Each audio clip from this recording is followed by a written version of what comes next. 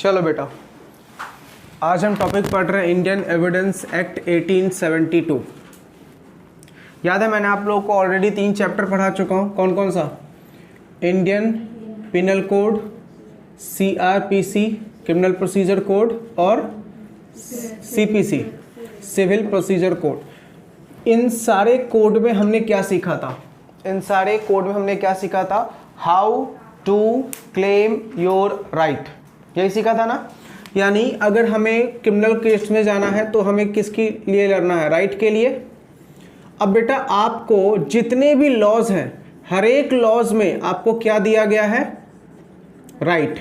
और अगर आपको राइट क्लेम करना है तो आपके पास क्या होना चाहिए? प्रूफ। क्या होना चाहिए? प्रूफ। अगर आपको अपने हक के लिए लड़ना है तो आपके पास क्या अवेलेबल होना चाहिए? प्रूफ। इसी प्रूफ को जानेंगे हम किसमें? इंडियन एविडेंस एक्ट में। याद रहेगा, कोई भी लॉ हमें क्या देता है बेटा? राइट्स। और अगर हमें उस राइट्स को क्लेम करना है तो हमारे पास क्या होना चाहिए? प्रूफ अवेलेबल होना चाहिए। इसी वजह से हम क्या पढ़ रहे हैं? Indian evidence act 1872। आपको पता है एविडेंस एक्ट का दूसरा नाम क्या है? एविडेंस एक्ट का दूसरा नाम क्या है? एविडेंस एक्ट का बेटा दूसरा नाम है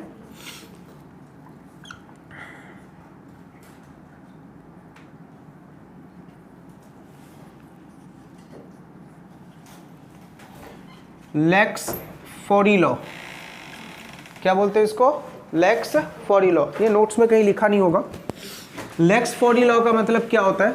कोई भी लॉ जिस टाइम आप अपने राइट को क्लेम करने जा रहे हैं, कोई भी लॉ जो आपको राइट क्लेम करना सिखाता है, उसी को हम क्या बोलते हैं? लेक्स फॉरी का लॉ। तो मुझे बताओ, इंडिया में अभी अगर हमें एविडेंस के बारे में बात करनी है, राइट्स क्लेम करने के बारे में बात करनी है, तो कहां जाना पड़ेगा? Indian evidence act. इसी वजह से इसको हम क्या बोलते हैं? लेक्स फॉरी का लॉ। याद रहेगा।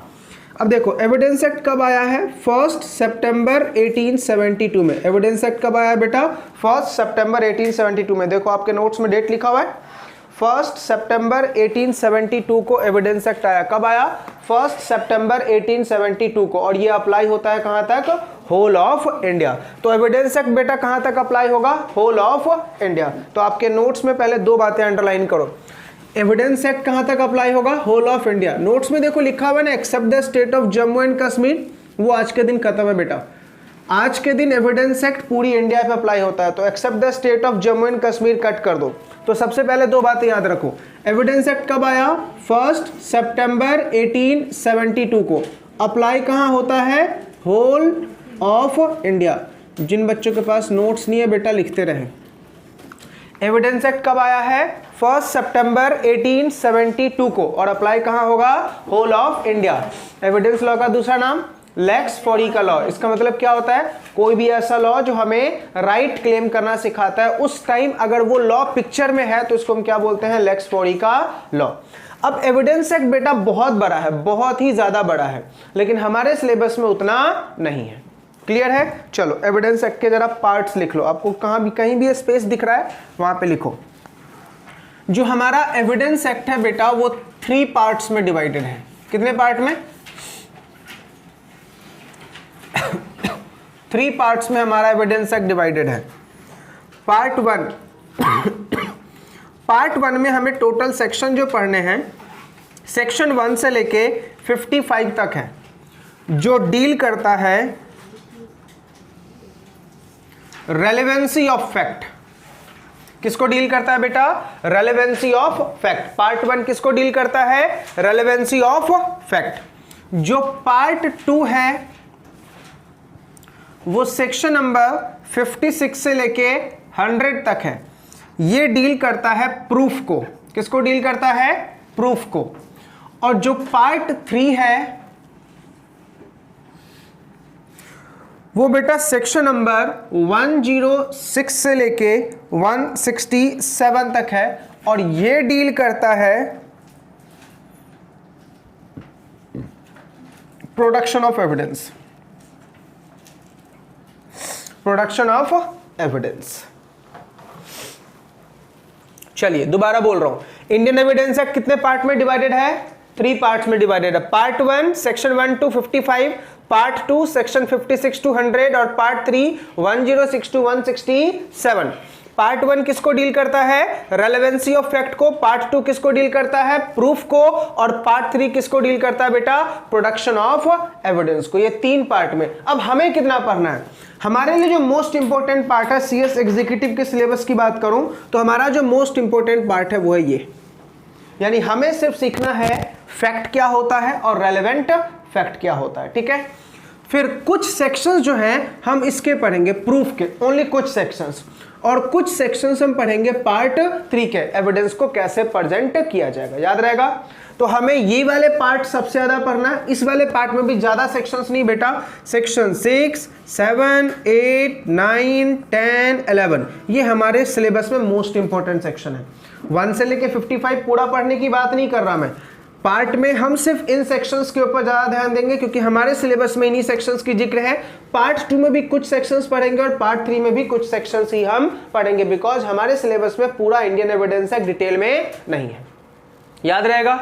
इतनी बातें समझ में आ गई। चलो पहले यहां तक रिपीट करो, इंडियन एविडेंस एक्ट कब आई, 1 सितंबर 1872, कहां तक अप्लाई होता है, होल ऑफ इंडिया। इतनी बातें याद हो गई। चलो बताओ इंडियन एविडेंस एक्ट के कितने पार्ट, 3 पार्ट। पार्ट 1 में क्या लिखा हुआ है, रेलेवेंट फैक्ट, पार्ट 2 में क्या है, प्रूफ, और पार्ट 3 में क्या है, एविडेंस कैसे प्रेजेंट करना है। क्लियर है। चलो अब सबसे पहला हम इसके section 106 to 167 production of evidence, production of evidence आया समझ में, याद हो गया यहां तक। चलो अब बात करते हैं बेटा, हम सबसे पहले शुरुआत करेंगे इस लॉ के बारे में, जानेंगे कि ये एक्ट है क्या। आप मुझे बताओ इंडिया में कितने टाइप्स के लॉ होते हैं, 2 टाइप के, क्या बताया था, एक होता है सब्सटेंसिव लॉ और एक होता है प्रोसीजरल लॉ। साक्षी बताओ फटाफट, सब्सटेंसिव लॉ क्या होता है और प्रोसीजरल लॉ क्या होता है। प्रोसीजरल लॉ में पूरा प्रोसीजर लिखा होता है और सब्सटेंसिव लॉ में रूल्स एंड रेगुलेशन। करेक्ट बेटा, सब्सटेंसिव लॉ में डेफिनेशंस होते हैं, ठीक है, और प्रोसीजरल लॉ में प्रोसीजर्स होते हैं। जैसे आपको याद है हमने 3 लॉ पढ़े, सीपीसी, आईपीसी और सीआरपीसी, ठीक है। ये तीनों क्या है बेटा, प्रोसीजरल लॉ है, ये तीनों क्या है, प्रोसीजरल। लेकिन इसमें कुछ चीजें सेक्शंस भी है और कुछ चीजें प्रोसीजर्स है। तो जिस भी लॉ में सेक्शंस हो वो सारे के सारे कौन से लॉ हैं बेटा, सब्सटेंसिव लॉ है। जैसे हमने जब क्रिमिनल प्रोसीजर कोड पढ़ा था तो हमने वहां पे क्राइम क्या होता है ये जाना, ठीक है, लेकिन कौन सा क्राइम क्या है, उसकी पनिशमेंट क्या है, उसका प्रोसीजर क्या है, कहां लिखा हुआ था, इंडियन पिनल कोड में। समझ में आ गया। तो इंडियन पिनल कोड क्या हो गया, प्रोसीजरल लॉ हो गया। सीआरपीसी में भी क्या है, प्रोसीजर्स डिफाइन है कि सिविल सूट कैसे फाइल करना है। इसी तरीके से अब मुझे बताओ एविडेंस कहां काम आएगी, कोर्ट में या सेक्शंस में, कोर्ट में। तो अगेन ये कौन सा लॉ हो गया, प्रोसीजरल लॉ, याद रहेगा। तो Indian evidence act is also a procedural law. तो हमारे पास 4 प्रोसीजरल लॉ हो गए, कौन कौन से, सीपीसी, सीआरपीसी, आईपीसी और इंडियन एविडेंस एक्ट। इतनी बातें सबको क्लियर हो गई। अभी कभी अगर एग्जाम में या फिर कभी इंटरव्यू में आपसे पूछा जाए what is the difference between procedural law and substantive law, तो पहला बताना, सब्सटेंसिव लॉ में डेफिनेशन लिखा होता है, प्रोसीजर लॉ में प्रोसीजर्स लिखे होते हैं। सब्सटेंसिव लॉ को पार्लियामेंट बनाती है और प्रोसीजरल लॉ को कोर्ट बनाता है, याद रहेगा। सब्सटेंसिव लॉ को कौन बनाती है, पार्लियामेंट, और प्रोसीजरल लॉ को कौन बनाता है, कोर्ट। इतनी बातें याद रहेगी। चलिए अब हम बात कर रहे हैं बेटा सेक्शन नंबर 1 की। सेक्शन नंबर 1 बताओ किसको डील करता है, सेक्शन नंबर 1 ऑलवेज किसी भी एक्ट का किसको डील करता है बेटा, short, title, extent and commencement. चलिए सबसे पहले सेक्शन 1 में सिर्फ ये लिखा हुआ है, this act is called as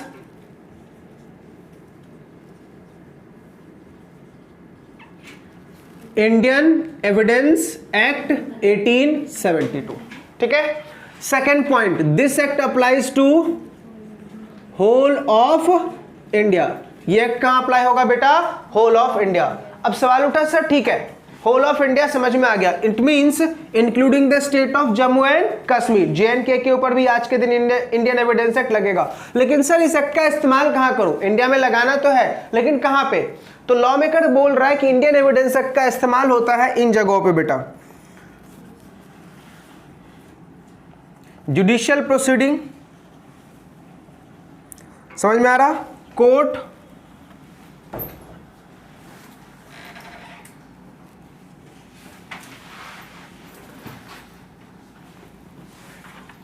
तीन जगह पे बेटा इंडियन एविडेंस एक्ट का इस्तेमाल होता है। कहां कहां पे?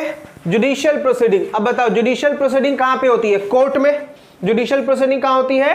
कोर्ट में। तो जुडिशियल प्रोसीडिंग में इंडियन एविडेंस एक्ट लगेगा, कोर्ट के ऊपर लगेगा और कोर्ट मार्शल्स के ऊपर लगेगा। याद रहेगा, तीन जगह पे बेटा इंडियन एविडेंस एक्ट अप्लाई होता है। कहां पे? जुडिशियल प्रोसीडिंग, कोर्ट और कोर्ट मार्शल। याद रहेगा? पक्का? चलो फटाफट बताओ, सेक्शन 1 में सिर्फ क्या लिखा हुआ है? इस एक्ट का नाम क्या है? Indian evidence act 1872। और ये अप्लाई कहां होगा? Whole of India. कौन से जगह पे? जुडिशियल प्रोसीडिंग, कोर्ट और कोर्ट मटेरियल्स। ठीक। सेक्शन 2 आज के दिन बेटा रिपील हो गया। बताओ रिपील का मतलब? कैंसिल। रिपील का मतलब क्या है? कैंसिल, खत्म। आज के दिन सेक्शन 2 है ही नहीं। ठीक है। इसका जो मोस्ट इंपॉर्टेंट सेक्शन है बेटा वो है सेक्शन नंबर 3। ये समझ में आ गया तो इंडियन एविडेंस एक्ट क्लियर है। Section number 3, section number 3 deal करता है इंटरप्रिटेशन को। किसको डील करता है? कुछ बातें याद आ रही? हमने एक चैप्टर पढ़ा था इंटरप्रिटेशन, बस इस सेक्शन पे ध्यान देना। ये सेक्शन समझ में आ गया तो बेटा पूरा इंडियन एविडेंस एक्ट आपको समझ में आ जाएगा।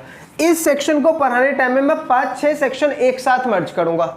सेक्शन 3 के साथ हम 4, 5, 6, 7, 8, 9, 10, 11 यहां तक पूरा एक साथ करेंगे। क्यों? सेक्शन 3 में डेफिनेशंस लिखे गए हैं और जब भी हम डेफिनेशन पढ़ेंगे उसके साथ साथ उसके रेलेवेंट सेक्शंस भी पढ़ लेंगे। क्लियर है? चलिए सबसे पहला सवाल आप लोगों से, ये रफ करूं? Extent and commencement. Extent and commencement. Extent and commencement, ये समझ में आ गया? पक्का? रफ करूं? क्या क्या पढ़ लिया अभी तक हमने? इंडियन एविडेंस एक्ट का दूसरा नाम lex fori law. Indian evidence act कब आया? अप्लाई कहां तक होगा? आगे बस इतना ही? Yes, whole of India. आगे except the state of JNK नहीं बोलेंगे। अच्छा, इंडियन एविडेंस एक्ट कहां कहां पे अप्लाई होगा? जुडिशियल प्रोसीडिंग, कोर्ट और कोर्ट मटेरियल्स। ठीक है। चलिए अब एक सवाल, बहुत दिन से कोर्ट नाम सुनते आ रहे हो ना, बस डिफाइन कर दो, what is the meaning of court? Very good, ये रफ करो। मेरे नोट्स में बेटा कोर्ट की डेफिनेशन नहीं लिखोगी, अभी जो मैं बोर्ड पे लिख रहा हूं वो लिख लेना। ये रफ करो। सेक्शन 3 में बेटा हम क्या पढ़ने वाले हैं? कुछ डेफिनेशंस। तो बहुत सारे डेफिनेशंस को पढ़ेंगे। सबसे पहला डेफिनेशन हम पढ़ने वाले हैं बेटा कोर्ट। चलिए सेक्शन 3 में सबसे फर्स्ट डेफिनेशन क्या पढ़ रहे हैं बेटा? Court. Now what is the meaning of court? तो देखो कोर्ट का मतलब क्या लिखा हुआ है? कोर्ट इंक्लूड्स जज। कोर्ट इंक्लूड्स जज।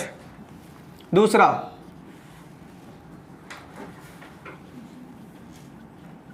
Magistrate,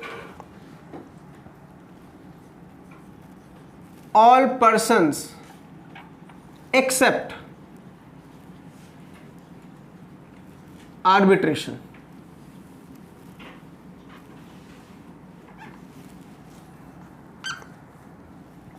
legally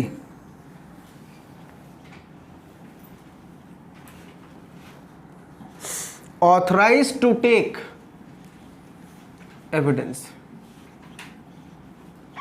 Legally authorized to take evidence. चलिए देखिए ध्यान से क्या लिखा हुआ है। कोर्ट इंक्लूड्स जज, court includes magistrate, court includes all person except arbitration. अब याद आ रहा कुछ? आर्बिट्रेशन की डेफिनेशन जब मैंने पढ़ाया था तो क्या बोला था? It's a alternate dispute redressal system. और इसका दूसरा नाम बताओ? Quasi judicial body. फिर मैंने क्वासी जुडिशियल बॉडी को क्या एक्सप्लेन किया था? seems like a court but it's not a court, function like a court, decision binding like a court but it's not a court। याद आ रहा? तो इसलिए हमने क्या बोला, कोर्ट की डेफिनेशन में क्या आएगा, जज, क्या आएगा, मजिस्ट्रेट, ऑल पर्सन, लेकिन कौन नहीं आएगा, आर्बिट्रेशन। क्यों नहीं आएगा, बिकॉज ये एडीआरएस का पार्ट है। किसका पार्ट है बेटा, एडीआरएस, ऑल्टरनेट डिस्प्यूट रिड्रेसल सिस्टम। और हमने एविडेंस एक्ट में क्या लिखा कि एविडेंस एक्ट कहां पे अप्लाई होगा, जुडिशियल प्रोसीडिंग पे, जबकि जो एडीआरएस है वो क्वासी जुडिशियल प्रोसीडिंग है। आ रही है बातें समझ में? एल आगे क्या लिखा हुआ है, legally authorise to take evidence, legally authorise to take evidence, यानी ये सारे लोग कोर्ट की डेफिनेशन में आएंगे, लेकिन इनके पास पावर हो कि यस आप एविडेंसेस कलेक्ट कर सकते हो, तो ही आप किसकी डेफिनेशन में आओगे, कोर्ट, अदरवाइज नहीं। याद रहेगा कोर्ट की डेफिनेशन, पक्का याद हो गया कोर्ट का डेफिनेशन? बताओ क्या क्या आएगा कोर्ट में, जज, magistrate, all persons except arbitration, जिनको पावर है टू एक्सेप्ट द एविडेंस, इसको हम क्या बोलेंगे बेटा, कोर्ट। पहला डेफिनेशन क्लियर हो गया, पक्का? चलिए अब आप पूछोगे अमित सर आपने यहां पे क्या लिखा है, एविडेंस, ठीक है, उससे चैप्टर का नाम भी क्या है, एविडेंस। अब सबसे पहले ये बताओ what is the meaning of evidence, what is the meaning of evidence? चलो आप लोग बताओ एविडेंस से क्या समझते हो, प्रूफ। एविडेंस का मतलब क्या है बेटा, प्रूफ। बट क्या सारे प्रूफ एविडेंस माने जाएंगे, नहीं ना। एविडेंस का मतलब क्या है, प्रूफ। एविडेंस का मतलब क्या है बेटा, प्रूफ। क्या सारे प्रूफ एविडेंस माने जाएंगे, नहीं। इंडिया में अगर बात करूं तो एविडेंस बेटा पहले दो टाइप के हुआ करते थे, आज भी है वो, ओरल एविडेंस और डॉक्यूमेंट्री एविडेंस, ओरल एविडेंस और डॉक्यूमेंट्री एविडेंस। लेकिन याद करो अपन एक चैप्टर पढ़ा था, इंफॉर्मेशन टेक्नोलॉजी एक्ट 2000। जब से इंफॉर्मेशन टेक्नोलॉजी एक्ट 2000 आया तब से इंडिया में बेटा इलेक्ट्रॉनिक एविडेंस को भी क्या मिल गया, रिकॉग्निशन मिल गया। आज के दिन इलेक्ट्रॉनिक एविडेंस भी एविडेंस है, क्लियर है? जैसे email is electronic evidence, WhatsApp chat is electronic evidence, audio visual it's electronic evidence. याद रहेगा, video recording it's electronic evidence. तो लॉ मेकर ने क्या बोला कि सर एविडेंस में पहले कौन सा आता था, डॉक्यूमेंट्री और ओरल, ठीक है, लेकिन आज के दिन कौन सा आएगा बेटा, इलेक्ट्रॉनिक भी है। तो आज के दिन तीन कवर्ड है, कौन कौन से, डॉक्यूमेंट्री, ओरल और इलेक्ट्रॉनिक। याद रहेगा? चलिए सवाल, सर डॉक्यूमेंट्री एविडेंस क्या होता है? सर एक ऐसा एविडेंस जहां पे आपने डॉक्यूमेंट के थ्रू प्रूफ किया, दैट इज रिटन, ठीक है। अच्छा ओरल क्या होगा, कहने से witness is a oral evidence. Court में जाते हैं, विटनेस होता है तो witness is a oral evidence. सोच के बताना। नार्कोटेक्स सुना, नार्कोटेक्स, नार्कोटेक्स नहीं सुना, किस किसने नहीं सुना, लाइक नार्कोटेक्स मतलब होता है बेटा जहां पे आपको एक ड्रग्स दी जाती है, इंजेक्शन लगाई जाती है, उसके बाद आप जो आपके अंदर जितनी बातें चल रही है वो सब आप सच्चाई के साथ बोलोगे। समझ में आ रहा नहीं आ रहा? इसको क्या बोलते हैं बेटा, नार्कोटेक्स। इसी को बोलते हैं नार्कोटेक टेस्ट। अब आप मुझे बताओ, सोच के बताना, नार्कोटेक टेस्ट जो है वो इसमें से कहाँ आएगा, ओरल? पक्का? कितने बच्चे बोल रहे हो ओरल? एक। डॉक्यूमेंट करेंगे, मैं पूछ तो रहा हूँ ना, लाइक कितने बच्चे बोल रहे ओरल? पक्का ओरल? आंसर यस बेटा, ये किस में आएगा, ओरल की डेफिनेशन में आएगा। याद रहेगा? कभी कभी बच्चे कंफ्यूज हो जाते हैं, सर नार्कोटेक्स क्या होता है, डॉक्यूमेंट्री होता है। बेटा एक बार बताओ उसमें डॉक्यूमेंट है किधर, जो भी तू बोल रहा है ना सिर्फ, और वहां पे रिकॉर्ड हो रही है, तो वो डॉक्यूमेंट्री थोड़ी हुआ, वो कौन सा हुआ बेटा, ओरल हुआ। याद रहेगा? अच्छा बताओ, तो हमें दो चीज समझ में आ गया, डॉक्यूमेंट्री कौन सी, जो हमने रिटन दिया, ठीक है, या फिर किसी जेस्चर के थ्रू, या फिर हमने किसी वीडियो के थ्रू प्रूफ किया, वो क्या हो गया, डॉक्यूमेंट्री। वो किस में भी आ जाएगा, इलेक्ट्रॉनिक में भी आ जाएगा, वीडियो वाला, ओनली वीडियो वाला। और ओरल क्या होगा, जो हम कोर्ट में बोलते हैं। अच्छा कोर्ट में आपको याद है, गीता पे हाथ रख के कसम खाते हैं, जो भी बोलेंगे सच के सिवा कुछ नहीं बोलेंगे। हु इज गीता, कौन है बेटा ये गीता? वो किताब है ना, ठीक है, उसकी बात कर रहा। मुझे बताओ गीता पे रख के तुमने जो बोला, क्या वो ओरल है? हाँ सर ओरल है। क्या एविडेंस है? अब देखो हमारी कोर्ट भी कितनी अजीब है, जिसने गीता पे हाथ रखा वो सच बोलेगा, और जिसने सीता पे हाथ रखा वो क्या बोलेगा, ऐसा कुछ है। अब देखा जाए तो हमने बेटा गीता जो हमारा बुक है, इतनी पवित्र बुक को, इतनी हेल्दी बुक को हमने आज क्या बना दिया है, एक मीडिएटर बना दिया है कि भाई जो इस पे हाथ रखेगा वो सच बोल रहा है, जो नहीं रखेगा वो सब झूठी बोल रहा है। हमने उसकी भी रिस्पेक्ट नहीं रखी। कोर्ट में हमने गीता की भी रिस्पेक्ट नहीं रखी। हम ऐसा मानते हैं कि जो गीता पे हाथ रख के बोल रहा है वो सच ही बोल रहा है। और एक और चीज़ बेटा, एक चीज़, हाँ ये तो फैक्ट है, बच्चे झूठ बोलते हैं, बच्चे झूठ बोलते हैं। हमारा कोर्ट ये बोलता है कि बच्चे की गवाही ऑलवेज सच मानी जाएगी, क्योंकि बच्चे भगवान का रूप होते हैं और वो झूठ नहीं बोलते।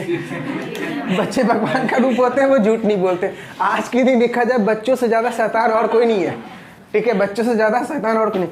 अभी मैं अपनी इंसिडेंस बताता हूँ। परसों मेरी गाड़ी पार्क में खड़ी थी, वो नालायक आया एक, और वो गाड़ी के ऊपर कवर लगा, कवर के ऊपर बैठा हुआ है।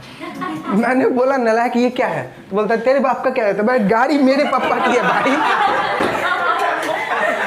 मैंने बोला भाई गाड़ी मेरी है तो मेरा ही जाएगा ना। बोलता अच्छा गाड़ी आपकी है, ठीक है उतर रहा हूँ। ठीक है, सोचो इतने नालायक है। अब बोल रहे भाई वो जो बोल रहा है वो सच बोल रहा है, ठीक है। तो ये जस्ट एक क्या बोलते हैं इसको, एंशिएंट टाइम से चला रहा है कि बच्चों की गवाही क्या मानी जाएगी, सच। लेकिन बच्चे जैसे शैतान और कोई नहीं होते। और मैं तो इतना सोचता था कि सिर्फ गांव के बच्चे ही नालायक होते हैं, उससे डबल नालायक तो शहर के बच्चे होते हैं, ठीक है, जिनके पर ज़्यादा निकले होते हैं। तो आप मुझे बताओ, ओरल एविडेंस, डॉक्यूमेंट्री और इलेक्ट्रॉनिक तीनों समझ में आ गया? चलो अब एविडेंस में बेटा एक बात याद रखना, एविडेंस में तीन बातें होती है। एक होता है प्रूव्ड, एक होता है नॉट प्रूव्ड और एक होता है डिसप्रूव्ड। बताओ तीनों में डिफरेंस क्या है? प्रूव्ड, नॉट प्रूव्ड और डिसप्रूव्ड। मत नोट्स में मत देखना, नहीं मिलेगा। ये जस्ट एक जनरल बातें पूछ रहा हूँ, नोट्स में देखोगे तो नहीं मिलेगा बेटा। बहुत चीज़ें बातें, अब आज मुझे पढ़ाना था बेटा, 2 दिन से इसकी मैं R&D करके लेके आया बना के कि आपको समझाऊं तो समझाऊं कैसे। क्यों? मैंने पढ़ ली, समझाना किसको है? आपको ना। तो समझाने के लिए कुछ तो एग्जाम्पल चाहिए। चलो जल्दी से बताओ। कोर्ट में जब आप एविडेंस लेके जाओगे तो 3 बातें होगी। क्या होगा? प्रूव्ड, और एक होगा नॉट प्रूव्ड और एक होगा डिसप्रूव्ड। यानी जब आपने, मान लो ये मेरा एविडेंस है, मैंने एविडेंस दिया, कोर्ट ने बोला यस करेक्ट, एविडेंस मुझे समझ में आया, दम है इसमें, इसको हम क्या बोलेंगे? It's a proved. समझ में आ गया? अच्छा, कोर्ट ने बोला नालायक ये क्या है? ये एविडेंस है, इसको हम क्या बोलेंगे? Not proved. और कोर्ट ने एविडेंस देखते ही बोला ले जा इसको, ये काम की है ही नहीं, ठीक है। अब मान लो मैंने 6 एविडेंस डाले, उसमें से 4 रिजेक्ट कर दिए, बोला 2 ही काम किया है, तो जो 4 रिजेक्ट किए वो डिसप्रूव्ड। समझ में आ रहा नहीं आ रहा? और जो एक्सेप्ट कर लिए वो प्रूव्ड। आ रही है बात समझ में? याद रहेगा, ये कॉमन वर्ड है बेटा, याद रखना। अगर लिखना चाहो तो लिख सकते हो। 3 वर्ड मैंने क्या बोले एविडेंस के? प्रूव्ड, नॉट प्रूव्ड और डिसप्रूव्ड। प्रूव्ड का मतलब जो कोर्ट ने एक्सेप्ट कर लिया, ठीक है। नॉट प्रूव्ड का मतलब जिसको उन्होंने एक्सेप्ट नहीं किया, मतलब लिया तो सही लेकिन बाद में क्या बोला? नहीं, ये हमारे काम की चीज नहीं है। और डिसप्रूव्ड का मतलब लिया ही नहीं, लिया ही नहीं, क्या बोला? रिजेक्टेड, ये हमें एविडेंस के तौर पे चाहिए ही नहीं। आ रही है बातें समझ में? पक्का याद हो गया? तो एविडेंस का मतलब सबको क्लियर? कितने टाइप के एविडेंस होते हैं जल्दी बताओ। पहले एविडेंस का मतलब प्रूफ। कितने टाइप के होते हैं? 3 टाइप के। कौन कौन? ओरल, डॉक्यूमेंट्री और इलेक्ट्रॉनिक। इलेक्ट्रॉनिक कब से आया? जब से इंफॉर्मेशन टेक्नोलॉजी एक्ट को इंडिया में क्या मिला बेटा? रिकॉग्निशन। मतलब कब से? 2000 से, सन 2000 से इलेक्ट्रॉनिक एविडेंस को हम क्या मानने लगे हैं बेटा? एविडेंस। क्लियर है? अब जल्दी बताओ। ओरल एविडेंस का मतलब विटनेस, ठीक है, जो कोर्ट में जाके दी जाती है उसको हम क्या बोलते हैं? ओरल। और डॉक्यूमेंट्री का मतलब जिसके लिए हमने डॉक्यूमेंट्स प्रेजेंट किया। और इलेक्ट्रॉनिक का मतलब ऑडियो विजुअल या रिकॉर्डिंग्स। समझ में आ गया? दूसरा, इन एविडेंस में कितनी बातें होती है? 3 बातें, प्रूव्ड, नॉट प्रूव्ड और डिसप्रूव्ड। प्रूव्ड जो कोर्ट ने एक्सेप्ट कर लिया, नॉट प्रूव्ड जिसको कोर्ट ने रिजेक्ट कर दिया, डिसप्रूव्ड कोर्ट ने बोला हमें ये एविडेंस चाहिए ही नहीं। याद हो गया? तो एविडेंस में कोई डाउट? पक्का? चलिए अब नेक्स्ट डेफिनेशन जो हम पढ़ रहे हैं बेटा, that is most and most important. आधे घंटे तक इसको बहुत ध्यान से सुनना। मैंने क्या बोला था कि जब मैं ये सेक्शन 3 की इंटरप्रिटेशन बताऊंगा साथ में बहुत सारे सेक्शंस में लूंगा, ठीक है। तो अभी मैं बेटा एक वर्ड लिख रहा हूं, फैक्ट, ठीक है। हम किसकी डेफिनेशन पढ़ने जा रहे हैं? फैक्ट। लेकिन इस फैक्ट में हम बहुत सारी बातों को सीखेंगे। एक होता है फैक्ट, फिर एक होता है रेलेवेंट फैक्ट। एक क्या होता है बेटा? Relevant fact. ठीक है, चलिए सबसे पहले ये बताओ मुझे, what is the meaning of fact? आप लोग फैक्ट से क्या समझते हो? बार बार बोलते हो ना फैक्ट है, बोलते हो, अब जल्दी बता दो what is the meaning of fact? सच्चाई। तो एविडेंस का मतलब क्या? करेक्ट, कोई भी स्टेटमेंट। लेकिन कैसा वाला? Logic, only logical, logical and legal, वो फैक्ट है। अच्छा, मैं यहां खड़ा हूं, ये क्या है? फैक्ट है ना भाई, मैं यहां खड़ा हूं, ये क्या है? फैक्ट है ना। आप उधर बैठे हो, ये क्या है? फैक्ट है। वो नलायक चिलगम चबा रही है, वो क्या है? फैक्ट है। समझ में आ रहा नहीं आ रहा? तो फैक्ट का मतलब क्या है भाई? कोई भी चीज मैंने सीन किया, कोई भी चीज मैंने देखा, कोई भी चीज सुना। ठीक है, जैसे साक्षी ने सुना कि भाई अंधेरी का ब्रिज गिर गया, वो क्या है? फैक्ट है। जैसे याद है आपको कुछ टाइम पहले एक स्टेशन है ना, कोई प्लेटफॉर्म, कौन सा था? रेलवे स्टेशन, याद नहीं आ रहा मुझे। हाँ, एल्फिंस्टन, वहां पे क्या बोला था? पुल गिर गया। ठीक है, आपको पता वहां पे एक्चुअल इंसिडेंस क्या हुआ था?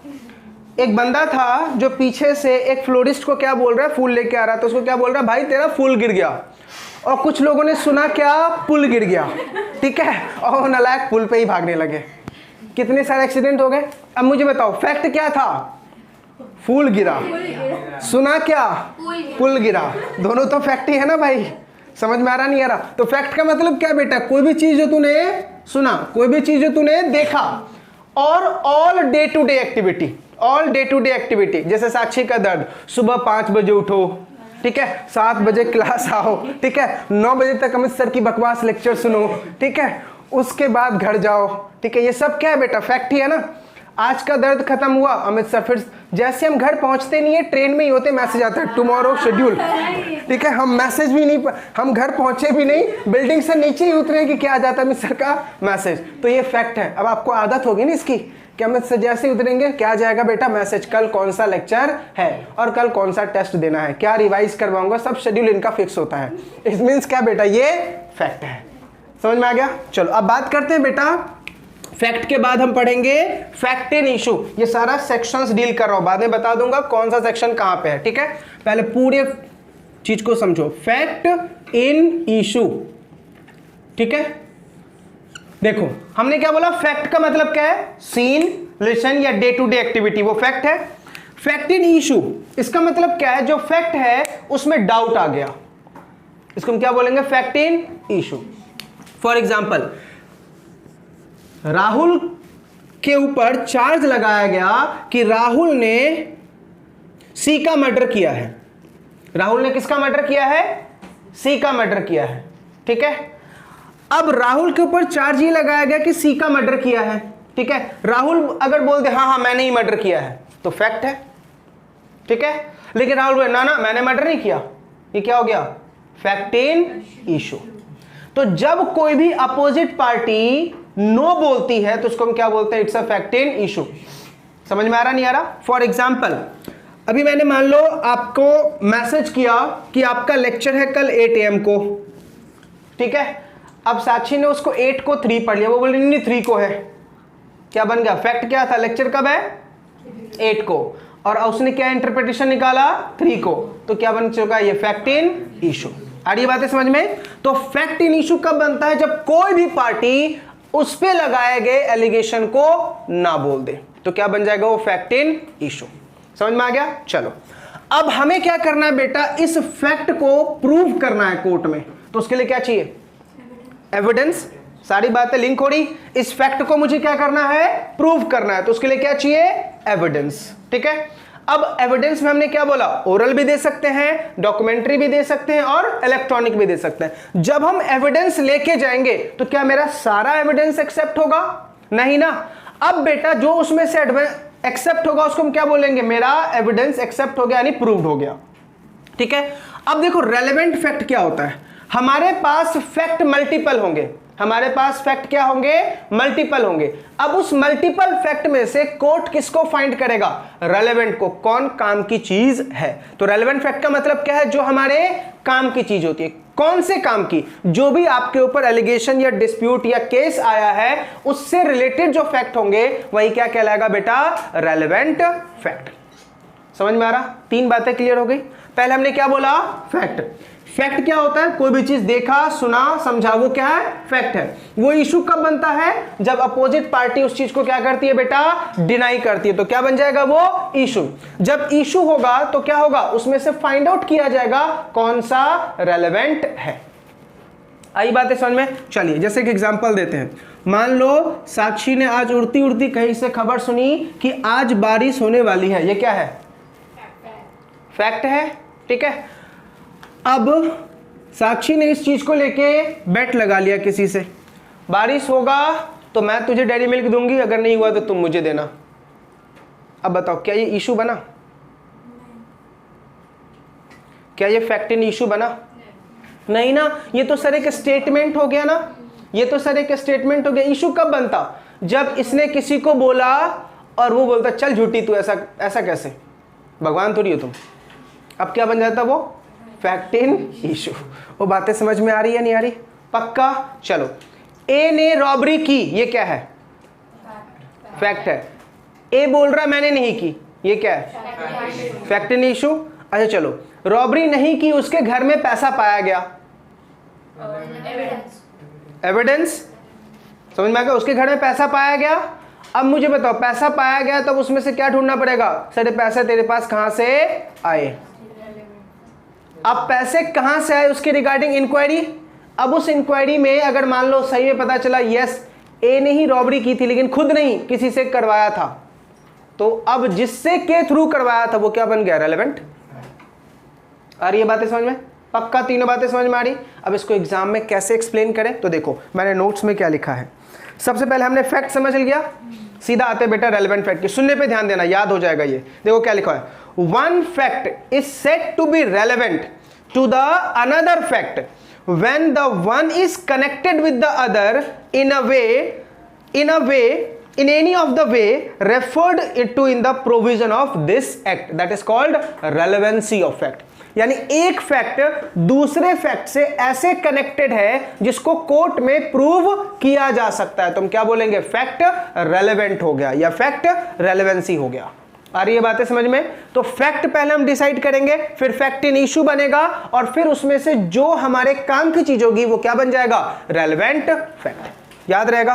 3 डेफिनेशन में कोई डाउट आप लोगों को? पक्का? चलिए अब आते हैं बेटा एक most and most important provision. देखो नेक्स्ट पेज पे मैंने फैक्ट इन इशू को डिफाइन कर रखा है। नेक्स्ट पेज पे मैंने फैक्ट इन इशू डिफाइन कर रखा है। बेटा राहुल एक काम करो, तुम श्री के साथ आके बैठो, आप दोनों एक साथ बैठो और अपनी नोट्स इनको दो।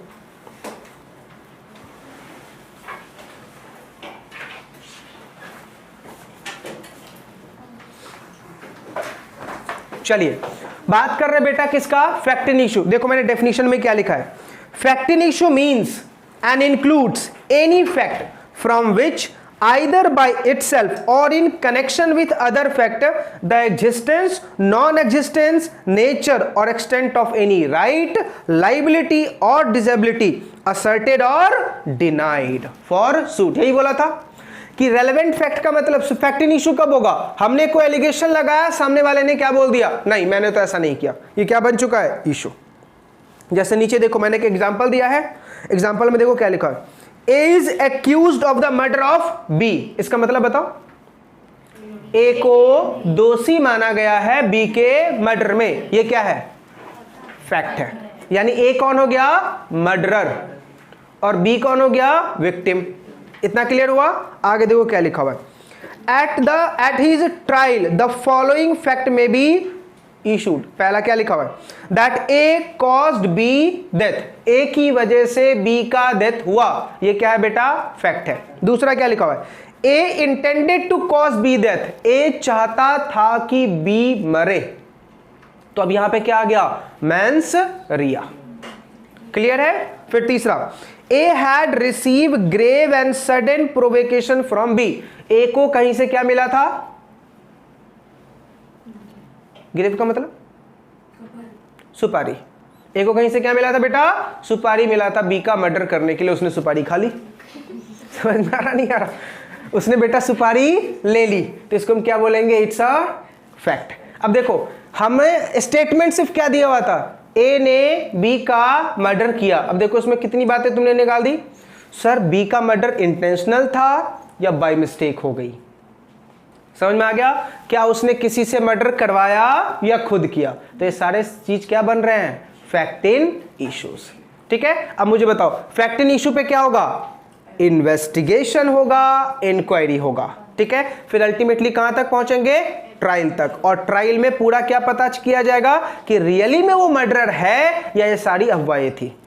जब उसका पूरा ट्रायल में प्रूफ हो जाएगा तभी क्या लगेगा उसको? पनिशमेंट। ठीक है, अब यहीं पे बेटा एक बात बताता हूं। जैसे मान लो मुझे पकड़ा गया, अमित तूने एक्सीडेंट किया है, मैंने बोल दिया हाँ मैंने किया है, ये क्या है? It's a fact and you had accepted your statement that you had committed a मैंने किसी का एक्सीडेंट किया, ये फैक्ट है, और मुझसे पूछा गया क्या अमित तूने ही किया है? यस, तो ये एडमिशन हो गया। क्या हो गया? ये एडमिशन। लेकिन आप मुझे बताओ क्या एडमिशन को एविडेंस मान लेंगे? Answer is no. Admission is not evidence. क्यों? क्योंकि बेटा अभी सिर्फ मैंने एडमिट किया है कि यस मैंने ऐसा किया, लेकिन अगर मान लो कल के दिन मुकर गया तो एडमिशन किस में कन्वर्ट होना चाहिए? कन्फेशन में। और एडमिशन कन्फेशन में कब कन्वर्ट होता है? जब आपने कन्फेशन जो है ना कोर्ट में दिया हो। ठीक है, अब ध्यान से बेटा अब एक बात समझना, कभी भी अगर मान लो पुलिस वाले के पास आप गए, ठीक है, और पुलिस वाला हाथ उठाया, उसके सामने सीधा बोल दो हाँ हाँ मैंने किया है, किससे बच जाओगे? उस थप्पड़ से। समझा? तो थप्पड़ से बचने का सिंपल तरीका क्या है? Just accept it. पुलिस के सामने में दिया गया confession is not a confession जब तक कन्फेशन कोर्ट में ना हो या मजिस्ट्रेट के सामने ना हो। याद रहेगा? तो आपने मूवीज वगैरह में देखा है, जेल में टॉर्चर से बचने के लिए बोल देता है हाँ हाँ मैंने ही किया है, और कोर्ट में जाके टाटा एंड बाय बाय। ठीक है, फिर पुलिस वाले को झाड़ पड़ती है, सबूत तुम्हारे पास होते नहीं है, तुम आ जाते हो किसी को भी लेके। अरे ये बातें समझ में है नहीं?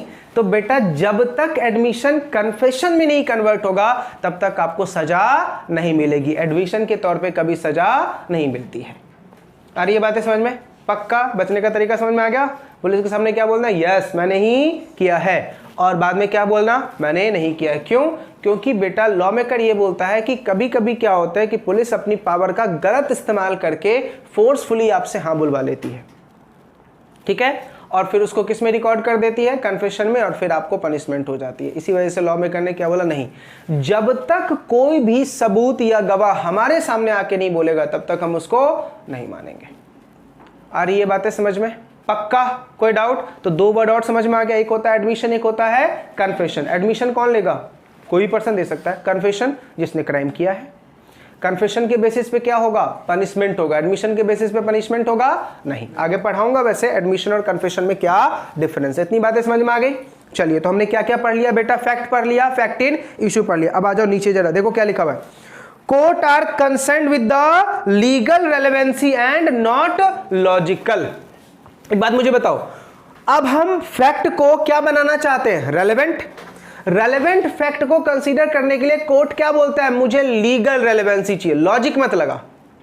मुझे क्या चाहिए? लीगल रेलेवेंसी चाहिए, मुझे लॉजिक से कोई मतलब नहीं है। अच्छा, लीगल से प्रूव नहीं हो पाया तब क्या करेंगे? वो लॉजिक।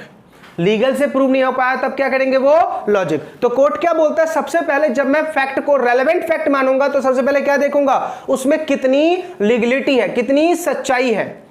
अगर वो चीज समझ में आ गया तो ठीक है, वो क्या माना जाएगा? Relevant fact. मैं लॉजिक नहीं लगाऊंगा। आ रही है बातें समझ में? देखो क्या लिखा है। One fact is said to be relevant to the another when one is connected with the other in any of the ways referred in the provision of this act relating to the relevancy of fact. Every fact legally relevant will be found to be logical relevant. जो बेटा legally relevant हो गया वो logical भी क्या माना जाएगा?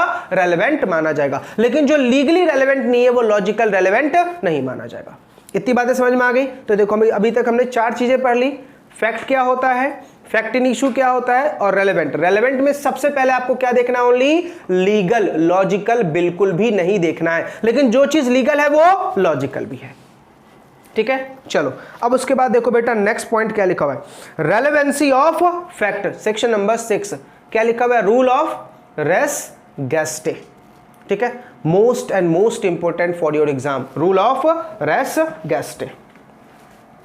चलिए बेटा आप दोनों बताओ, आप दोनों ने एग्जाम दे रखा ना, रूल ऑफ रेस गेस्टे क्या होता है, कुछ ही बताओ, जितना आता है उतना ही बताओ।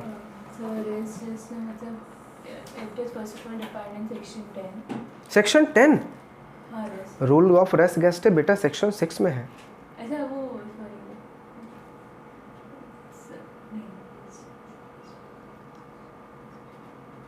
सॉरी वो सब्जुडाइजर वो था, सॉरी आप बताओ what is the meaning of res gestae, नहीं पता। चलो पहले बेटा मैं रेस गेस्टे का डेफिनेशन बता दूं, फिर एक करक्स बताऊंगा, बस उतना याद रखना, लेकिन एग्जाम में लिखने के लिए वो लाइन लिखना पड़ेगा। देखो क्या लिखा है, पहले एक बार नोट्स को पढ़ो, क्या लिखा हुआ है, there are certain fact which दो नॉट इन इशू, मतलब फैक्ट क्लियर है बेटा, वो उसमें इशू वाली बात ही नहीं है। आगे क्या लिखा हुआ है, are so connected with a fact in issue as to form part of the same transaction. देखो सबसे पहला लाइन क्या लिखा हुआ है, there are certain fact which दो नॉट इन इशू, मतलब कोई फैक्ट है जो इशू है नहीं, मतलब क्लियर क्रिस्टल है कि वो फैक्ट है, ऐसा हुआ है। ठीक है, लेकिन आगे क्या लिखा हुआ है, are so connected with a fact in issue as to forming part of the same transaction, लेकिन उसमें कुछ डाउट्स किसकी आ रही है बेटा, फैक्ट इन इशू की। नेक्स्ट पेज पे आओ, देखो एक एग्जांपल दे रहा हूं, फिर मैं इसका करक्स बताऊंगा। देखो एग्जांपल क्या लिखा हुआ है, A is accused of murder of B by beating him, A को एक्यूज माना गया है कि उसने बी का मर्डर किया, कैसे, मार मार के। ठीक है, अब एक बात मुझे बताओ बेटा, ए को एक्यूज ये माना गया है कि मार मार के मर्डर हुआ है, तो अब मुझे बताओ इससे बहुत सारी इश्यूज बन गए क्या, क्या मारने टाइम में कोई देख रहा था क्या, अगर मान लो मारने टाइम में जो देख रहे थे, अब जितने भी स्टैंडर्ड्स होंगे, जो खड़े होंगे लोग जो देख रहे थे, मजे ले रहे थे, वो क्या बन जाएगा, फैक्ट इन इशू, वो क्या बन जाएगा बेटा, फैक्ट इन इशू। देखो स्टेटमेंट सिंपल था ना कि ए को कन्विक्ट माना गया है कि तुमने बी को मारा है, ठीक है, बी को मारा है। अब इसमें इशू क्या बन गया कि सर मारा तो किस टाइम मारा, ठीक है, उस टाइम कौन कौन लोग थे, तो ये क्या बन चुका है बेटा, फैक्ट इन इशू। इसी को बोलते हैं रूल ऑफ रेस गेस्टे, यानी कोई फैक्ट जो क्रिस्टल क्लियर है, लेकिन उस फैक्ट में इशू कब अराइज हो जाता है, जब एविडेंस उसके नहीं मिल पाते हैं, तो क्या बन जाएगा वो इश्यूज, और इशू अराइज होगा तो अब क्या करना पड़ेगा, फाइंडिंग करनी पड़ेगी। This concept is known as rule of res gestae, याद रहेगा। आगे देखो उसी लाइन में क्या लिखा है मैंने, अब आगे के देखो क्या लिखा, whatever was said or done by A or B or by the standards at the beating so shortly before or after is as to form part of the transaction is called relevant fact. चलो एक छोटा सा और example देता हूं, रात को 9 बजे एक लेडी ने 100 नंबर पे कॉल लगाया, 100 नंबर किसका है, पुलिस वालों का है, 100 नंबर पे कॉल लगाया और सिर्फ इतना बोला, please save me from my husband, ठीक है, इतना बोला, और उधर से धार धार थप्पड़ की आवाज, ठीक, और बेटा वो लेडी गिर गई, रिसीवर भी गिर गया, ठीक है। अब मुझे बताओ लेडी ने सिर्फ क्या बोला, save me from my husband, ये क्या है, स्टेटमेंट है, यानी ये फैक्ट है कि उस लेडी को मार रहा है उसका हस्बैंड। अब किस चीज से मार रहा है, क्यों मार रहा है, कितना मारा, ठीक है, ये सब कब मारा, किस टाइम को मारा, पुलिस वाले कब आए, ये सब क्या बन गया बेटा, फैक्ट इन इशू। लेकिन मुझे बताओ रिसीवर में क्या क्या बोलते हैं उसको, रिकॉर्डिंग होती है, नहीं, रिसीवर की सारी बातें कहाँ होगी भाई, टेलीफोन एक्सचेंज में।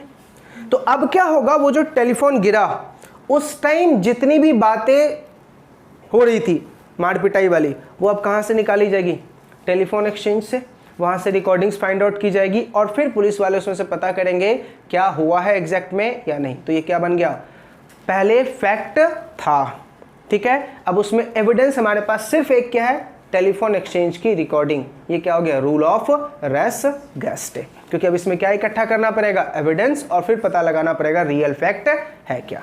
ऐसा भी तो हो सकता है भाई, वो लेडी जो है ना खुद सड़ मार रही हो दीवार में और बोल रही हो कि भाई save from my husband, possible है या नहीं? खुद से बोतल सब फोड़ रही हो, कांच वांच तोड़ रही हो, गिलास तोड़ रही हो, इससे क्या होगा बेटा, हस्बैंड की तो वाट लगेगी ना, लेकिन वैसे भी उसकी लगा दी उसने, लगाई या नहीं लगाई भाई? सीधा क्या बोल दिया, save me from my husband, खत्म, कहानी ही खत्म है। अब इसमें देखो पुलिस वाले का लॉजिक क्या होगा, ये भी हो सकता है कि हो सकता है भाई इसने खुद से सारे कांड किए हो सकता है इसका मैरिज के बाद एक्सटर्नल अफेयर हो, करेक्ट है। ये सारे चीज क्या आ रहे हैं बेटा, लॉजिकल रिलेवेंस, ये सारे क्या आ रहे हैं, लॉजिकल, ये लीगल नहीं है। इसी वजह से बेटा इंडिया में जब केस जाती है ना तो लोग पीछे हट जाते हैं। क्यों?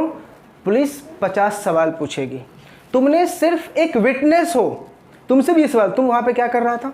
भाई मैं जा रहा था, मैंने देख लिया, आपको बता दिया। नहीं तू कर क्या रहा था, पहले ये बता। समझ में आ रहा? पहला सवाल तो यही पूछते हैं वो, भैया तू कर क्या रहा था वहां पे, और उसी टाइम में क्यों, उसी टाइम में क्यों, और तूने ही क्यों देखा? इससे अच्छा मैं बताऊं ही ना, इससे अच्छा मैं बताऊं ही ना भाई कि मैंने देखा ही नहीं कुछ, खत्म। इसलिए लोग बेटा आज के दिन विक्टिम अगर कोई होता भी है ना, हेल्प नहीं करते। क्यों? हमारे जो क्या बोलते हैं उसको, नहीं, प्रोसीजर, पुलिस प्रोसीजर का जो तरीका है ना वो बहुत ही एडवर्स है। विटनेस कभी कभी ऐसा लगता है शायद मैं ही क्रिमिनल हूँ। विटनेस खुद सोच रहा होता है कि कहीं मैं ही तो क्रिमिनल नहीं हूँ भाई, जितना शक ये नालायक मेरे पे कर रहा है कहीं मैं ही तो क्रिमिनल नहीं हूँ। आपने अगर क्राइम पेट्रोल वगैरह देखा होगा, घर में वाइफ की डेड बॉडी मिली, हस्बैंड आ जा भाई, सारा कांड तेरा ही किया हुआ है, ठीक है। अब उस पूरे कांड में वही फंस रहा, अब उसको हर एक चीज के लिए प्रूफ करना पड़ता है, ठीक है। अब अगर मान लो जैसे मैंने एक क्राइम पेट्रोल देखा था, हस्बैंड यूएसए में, मर्डर हुआ उसका कहाँ, इंडिया में, उसकी वाइफ का। हस्बैंड आया रोते हुआ, अब पुलिस वाला बोल रहा कहीं ये तेरे मगरमच्छ के आंसू तो नहीं है? और भाई मैं जेन्युइनली रो रहा हूँ भाई, दुख है मुझे, उसमें भी तू बोल रहा है मगरमच्छ के आंसू नहीं है। लेकिन अगर मान लो मुझे, मान लो दूसरे दिन पकड़ा गया किसी और लड़की के साथ, अब लिटरली बेटा तेरा मगरमच्छ के आंसू थे, क्यों? हो सकता है एविडेंस तूने ही मर्डर करवाए हो, क्यों? एक्सटर्नल अफेयर है तेरा। आ रही है बातें समझ में? नहीं, ये सारा क्या बन रहा है बेटा, फैक्ट इन इशू। लेकिन ये सारी बातें लॉजिकल लगा रहा है, नहीं लगा। लेकिन लॉजिकल लीगल में कब कन्वर्ट होगा, जब उसके सबूत मिल जाएंगे। बातें समझ में आ गई? तो चलो जल्दी से बताओ, सबसे पहले हमें क्या पढ़ना होता है, फैक्ट। फिर फैक्ट किस में कन्वर्ट हो जाता है, इशू में। कब कन्वर्ट होता है, जब अपोजिट पार्टी किसी भी चीज को एक्सेप्ट करने से मना कर दे, क्या बन गया, इशू। अब इशू जैसे ही बना तो क्या लगाते हैं, लॉजिकल और लीगल। अब उसमें से फाइंड आउट करते हैं क्या, रेलेवेंट, और फिर क्या डिसाइड होता है, रूल ऑफ रेस गेस्टे। ऐसे याद रखोगे तो बेटा याद रहेगा पक्का। यहां तो कोई डाउट? गेम खेले सर? कौन सा? बेटा मेरा गेम ही बहुत अजीब होता है। पेज नंबर 189 पे आ जाओ, दिखाता हूं गेम। आ जाओ, क्वेश्चन नंबर 1। क्वेश्चन नंबर 1 देखो क्या लिखा हुआ है, Ratan is charged with the forging a particular document. पहले बताओ फॉर्ज का मतलब डॉक्यूमेंट के साथ छेड़खानी करना। तो ध्यान से बेटा सेंटेंस को देखो, पता है इंडियन एविडेंस एक्ट में आपको पूरा क्वेश्चन समझ में आ जाएगा, लेकिन फिर भी सर पे हाथ रख के इसलिए रहोगे लिखूं क्या। क्वेश्चन पूरा समझ में आ जाएगा, लेकिन प्रॉब्लम क्या आती है भाई, लिखूं क्या। अब देखो यहां पे क्वेश्चन में क्या लिखा हुआ है, रतन को चार्ज किया गया विथ पर्टिकुलर डॉक्यूमेंट। आगे देखो, अब कंफ्यूजन यहां से शुरू हो रहा है। The prosecution produce in the evidence a number of document apparently forge found in possession of accused. मान लो मैं रतन हूं, मेरे ऊपर इल्जाम लगाया गया एक पर्टिकुलर डॉक्यूमेंट का मैंने फॉर्जरी किया है। मान लेते हैं वो डॉक्यूमेंट किसी प्रॉपर्टी का था, ठीक है। मेरे घर पे आया, रेड पड़ा तो उसमें क्या ढूंढा जा रहा है, एविडेंस। मेरे घर पे बहुत सारे फॉर्ज डॉक्यूमेंट दिखे, बहुत सारे दिखे। अब बताओ क्या मेरा चार्ज प्रूव्ड होगा, क्या मेरे ऊपर एलिगेशंस लगेंगे या नहीं? सोचना, आंसर मत देखो, पहले आप बताओ। लगेंगे पक्का? कोई डाउट? अब देखो आपका दिल टूटेगा, आंसर में देखो लिखा हुआ है नो। ओ बेटा वहां पे क्या लिखा हुआ था, रोहन को चार्ज किया गया है फॉर पर्टिकुलर डॉक्यूमेंट। जिस डॉक्यूमेंट के लिए किया गया वो तो नहीं मिला ना। अपन को लॉजिकल नहीं चाहिए, क्या चाहिए? लीगल चाहिए। अब मुझे बताओ एग्जाम में इसका आंसर अब क्या लिख के आते? यस। ठीक है, क्यों? क्योंकि लगाया दिल। वो बातें समझ में आ रही है कि सर उसके घर पे डॉक्यूमेंट पाया तो गया ना, हम यही सोचते ना, डॉक्यूमेंट पाया गया, सर आंसर क्या होगा इसका? यस यस, उसके ऊपर चार्ज लगेगा। देखो लेकिन मैंने आंसर क्या लिखा है। अब बच्चे पूछते हैं सर आंसर कितने लाइन में?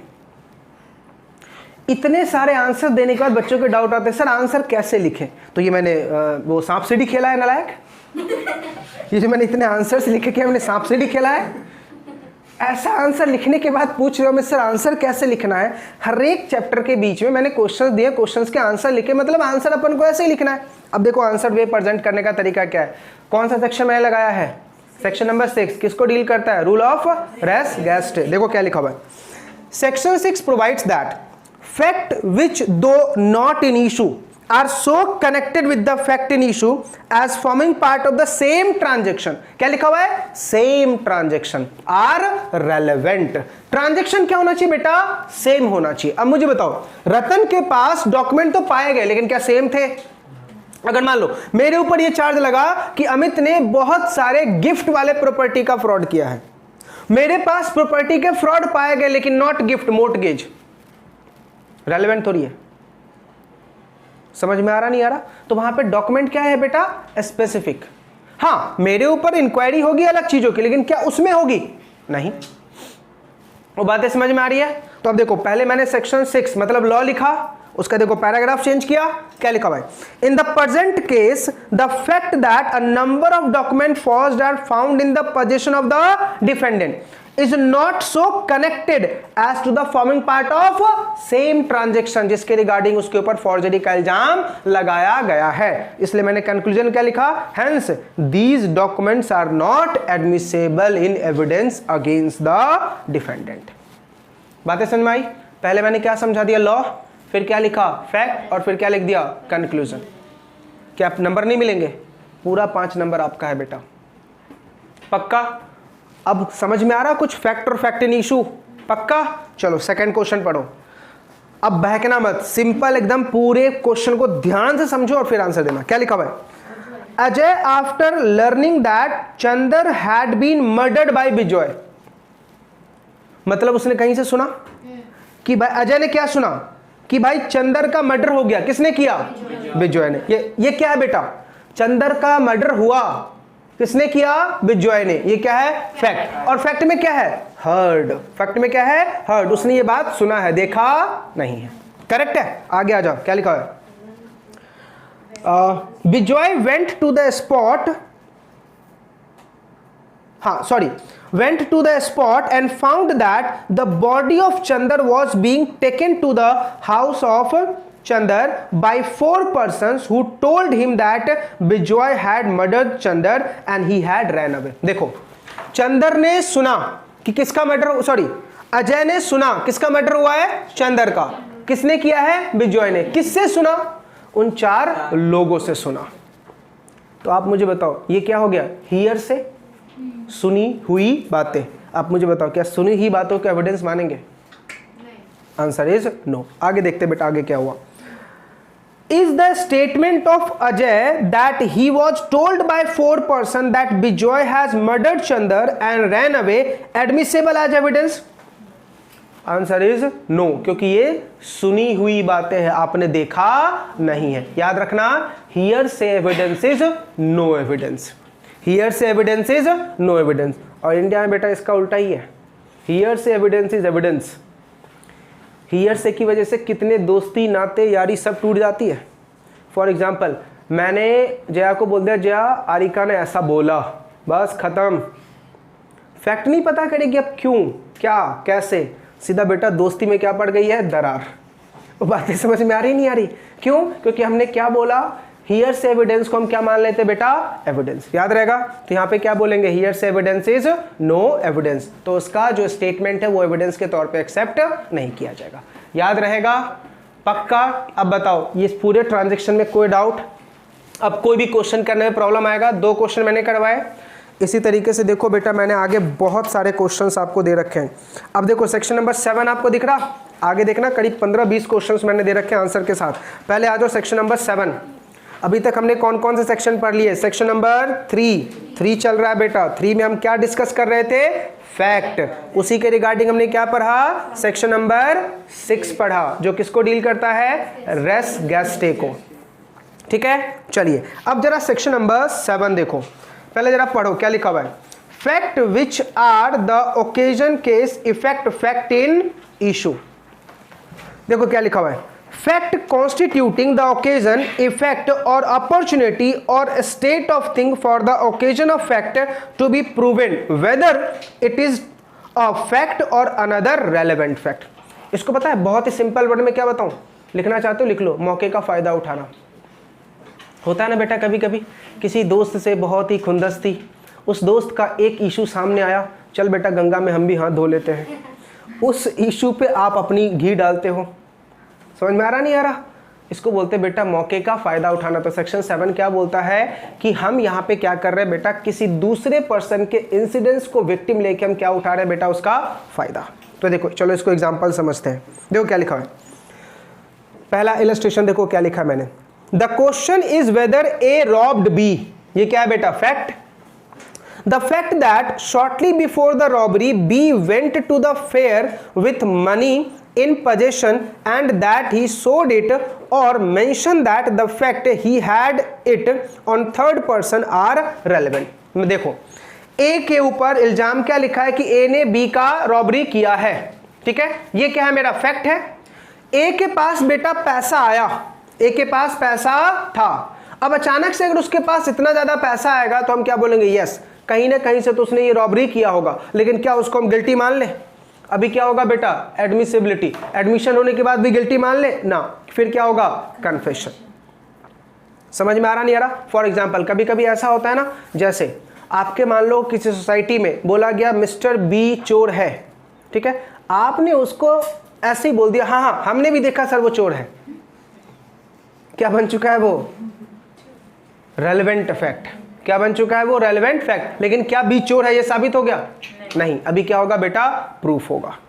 अब देखो दो गवाह मिल गए, एक ने बोला ए बी चोर है और दूसरा वाले हाँ हाँ मैंने भी देखा था उसको चोरी करते हुए। ऐसा होता है ना बेटा कभी कभी सोसाइटी में, बाजू वाला लड़का या लड़की खराब है, हाँ हाँ हमने भी देखा था खराब है, बस खत्म कहानी बेटा, उधर ही खत्म है कहानी, उधर ही खत्म है। आगे हम उसके फिर फैक्ट इंसिडेंट्स कुछ नहीं देखेंगे, बस एक आवाज कहीं से आ जाए उसके ऊपर क्या आता है बेटा? सैकड़ों आवाज आ जाते हैं। तो लॉ मेकर क्या बोलता है? नहीं नहीं बेटा अपन ऐसे नहीं देखेंगे, हम कैसे देखेंगे? लीगल देखेंगे। लीगल होगा तभी पनिशमेंट होगा, अदरवाइज नहीं। समझ में आ रहा? पक्का? कोई डाउट? तो मुझे बताओ क्या बिना एविडेंस के कोई चीज कंसीडर किया जाएगा? नहीं। तो एविडेंस सबसे ज्यादा जरूरी है। चलिए अब आते हैं बेटा सेक्शन नंबर 8। क्या लिखा हुआ है? Admissibility of fact to be proved constituting motive preparation. अब मान लो फैक्ट प्रूव हो गया, लेकिन क्या सजा दे देंगे? नहीं। क्या देखेंगे? मेंस रिया, एक्टस रिया। मेंस रिया का मतलब गिल्टी माइंड, एक्टस रिया का मतलब रॉन्गफुल एक्ट। तो फैक्ट प्रूव हो गया, लेकिन क्या गिल्ट होगा? नहीं। अब वहां पे क्या दिखेंगे? मोटिव, प्रिपरेशन और कंडक्ट। याद रहेगा? अब बताओ, अब देखता हूं कौन बच्चा मुझे बहुत एग्जैक्ट इंटरप्रिटेशन बताएगा। 6, 7, 8। ठीक है, ये सब किसको डील कर रहा था? फैक्ट को। जल्दी से बता दो कैसे इसको एक साथ पढ़ोगे। सबसे पहले क्या देखना पड़ेगा? फैक्ट। ठीक है, वो तो क्या हो गया? स्टेटमेंट, सीन, या फिर हमने कोई भी चीज ऑब्जर्व किया, वो क्या है बेटा? फैक्ट है। ठीक है, अब उसमें क्या बनेगा? इशू। ठीक है, फिर उसमें से क्या फाइंड आउट करेंगे? कनेक्टेड है या नहीं। तो रूल ऑफ रेस गैस्टे। और 7 क्या बोलता है कि हमें क्या देखना है? लीगली। ठीक है, और 8 क्या बोलता है कि सर अब अगर हमें पता चल गया कि फैक्ट है और ऐसा ही हुआ है तो क्या देखेंगे उसमें?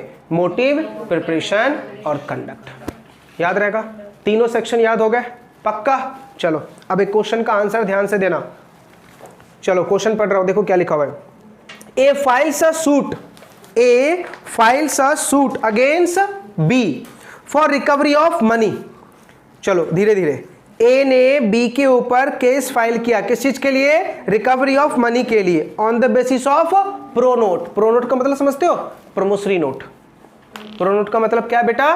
प्रमोशरी नोट। ठीक है, एग्जाम में देख लो, लॉ मेकर सॉरी एग्जामिनर करता है क्या है, नालायक लिख देता है वहाँ पे प्रमोशरी नोट। अब बच्चा प्रो नोट का मीनिंग ही ढूंढता रह जाता है, क्या मतलब है उसका। आगे देखो क्या लिखा है, B denies execution of the pro note. B क्या बोल रहा है? भाई मैंने नहीं साइन किया। बताओ फैक्ट क्या था कि उसने प्रो नोट साइन किया है। अब वो क्या बोल रहा है? भाई मैंने नहीं साइन किया। क्या बन चुका है ये? इशू।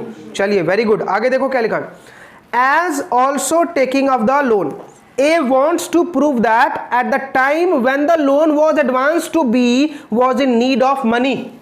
अब ये प्रूफ करने की कोशिश कर रहा है कि जिस टाइम मैंने इसको पैसे दिए उस टाइम उसको पैसे की नीड थी। क्यों नीड थी? तो आगे देखो क्या लिखा हुआ है, मैरिज थी उसकी बेटी की, मैरिज थी उसकी डॉटर की। अब आगे बताओ, will A B allowed to do so under the Indian evidence act. क्या ऐसा किया जाएगा?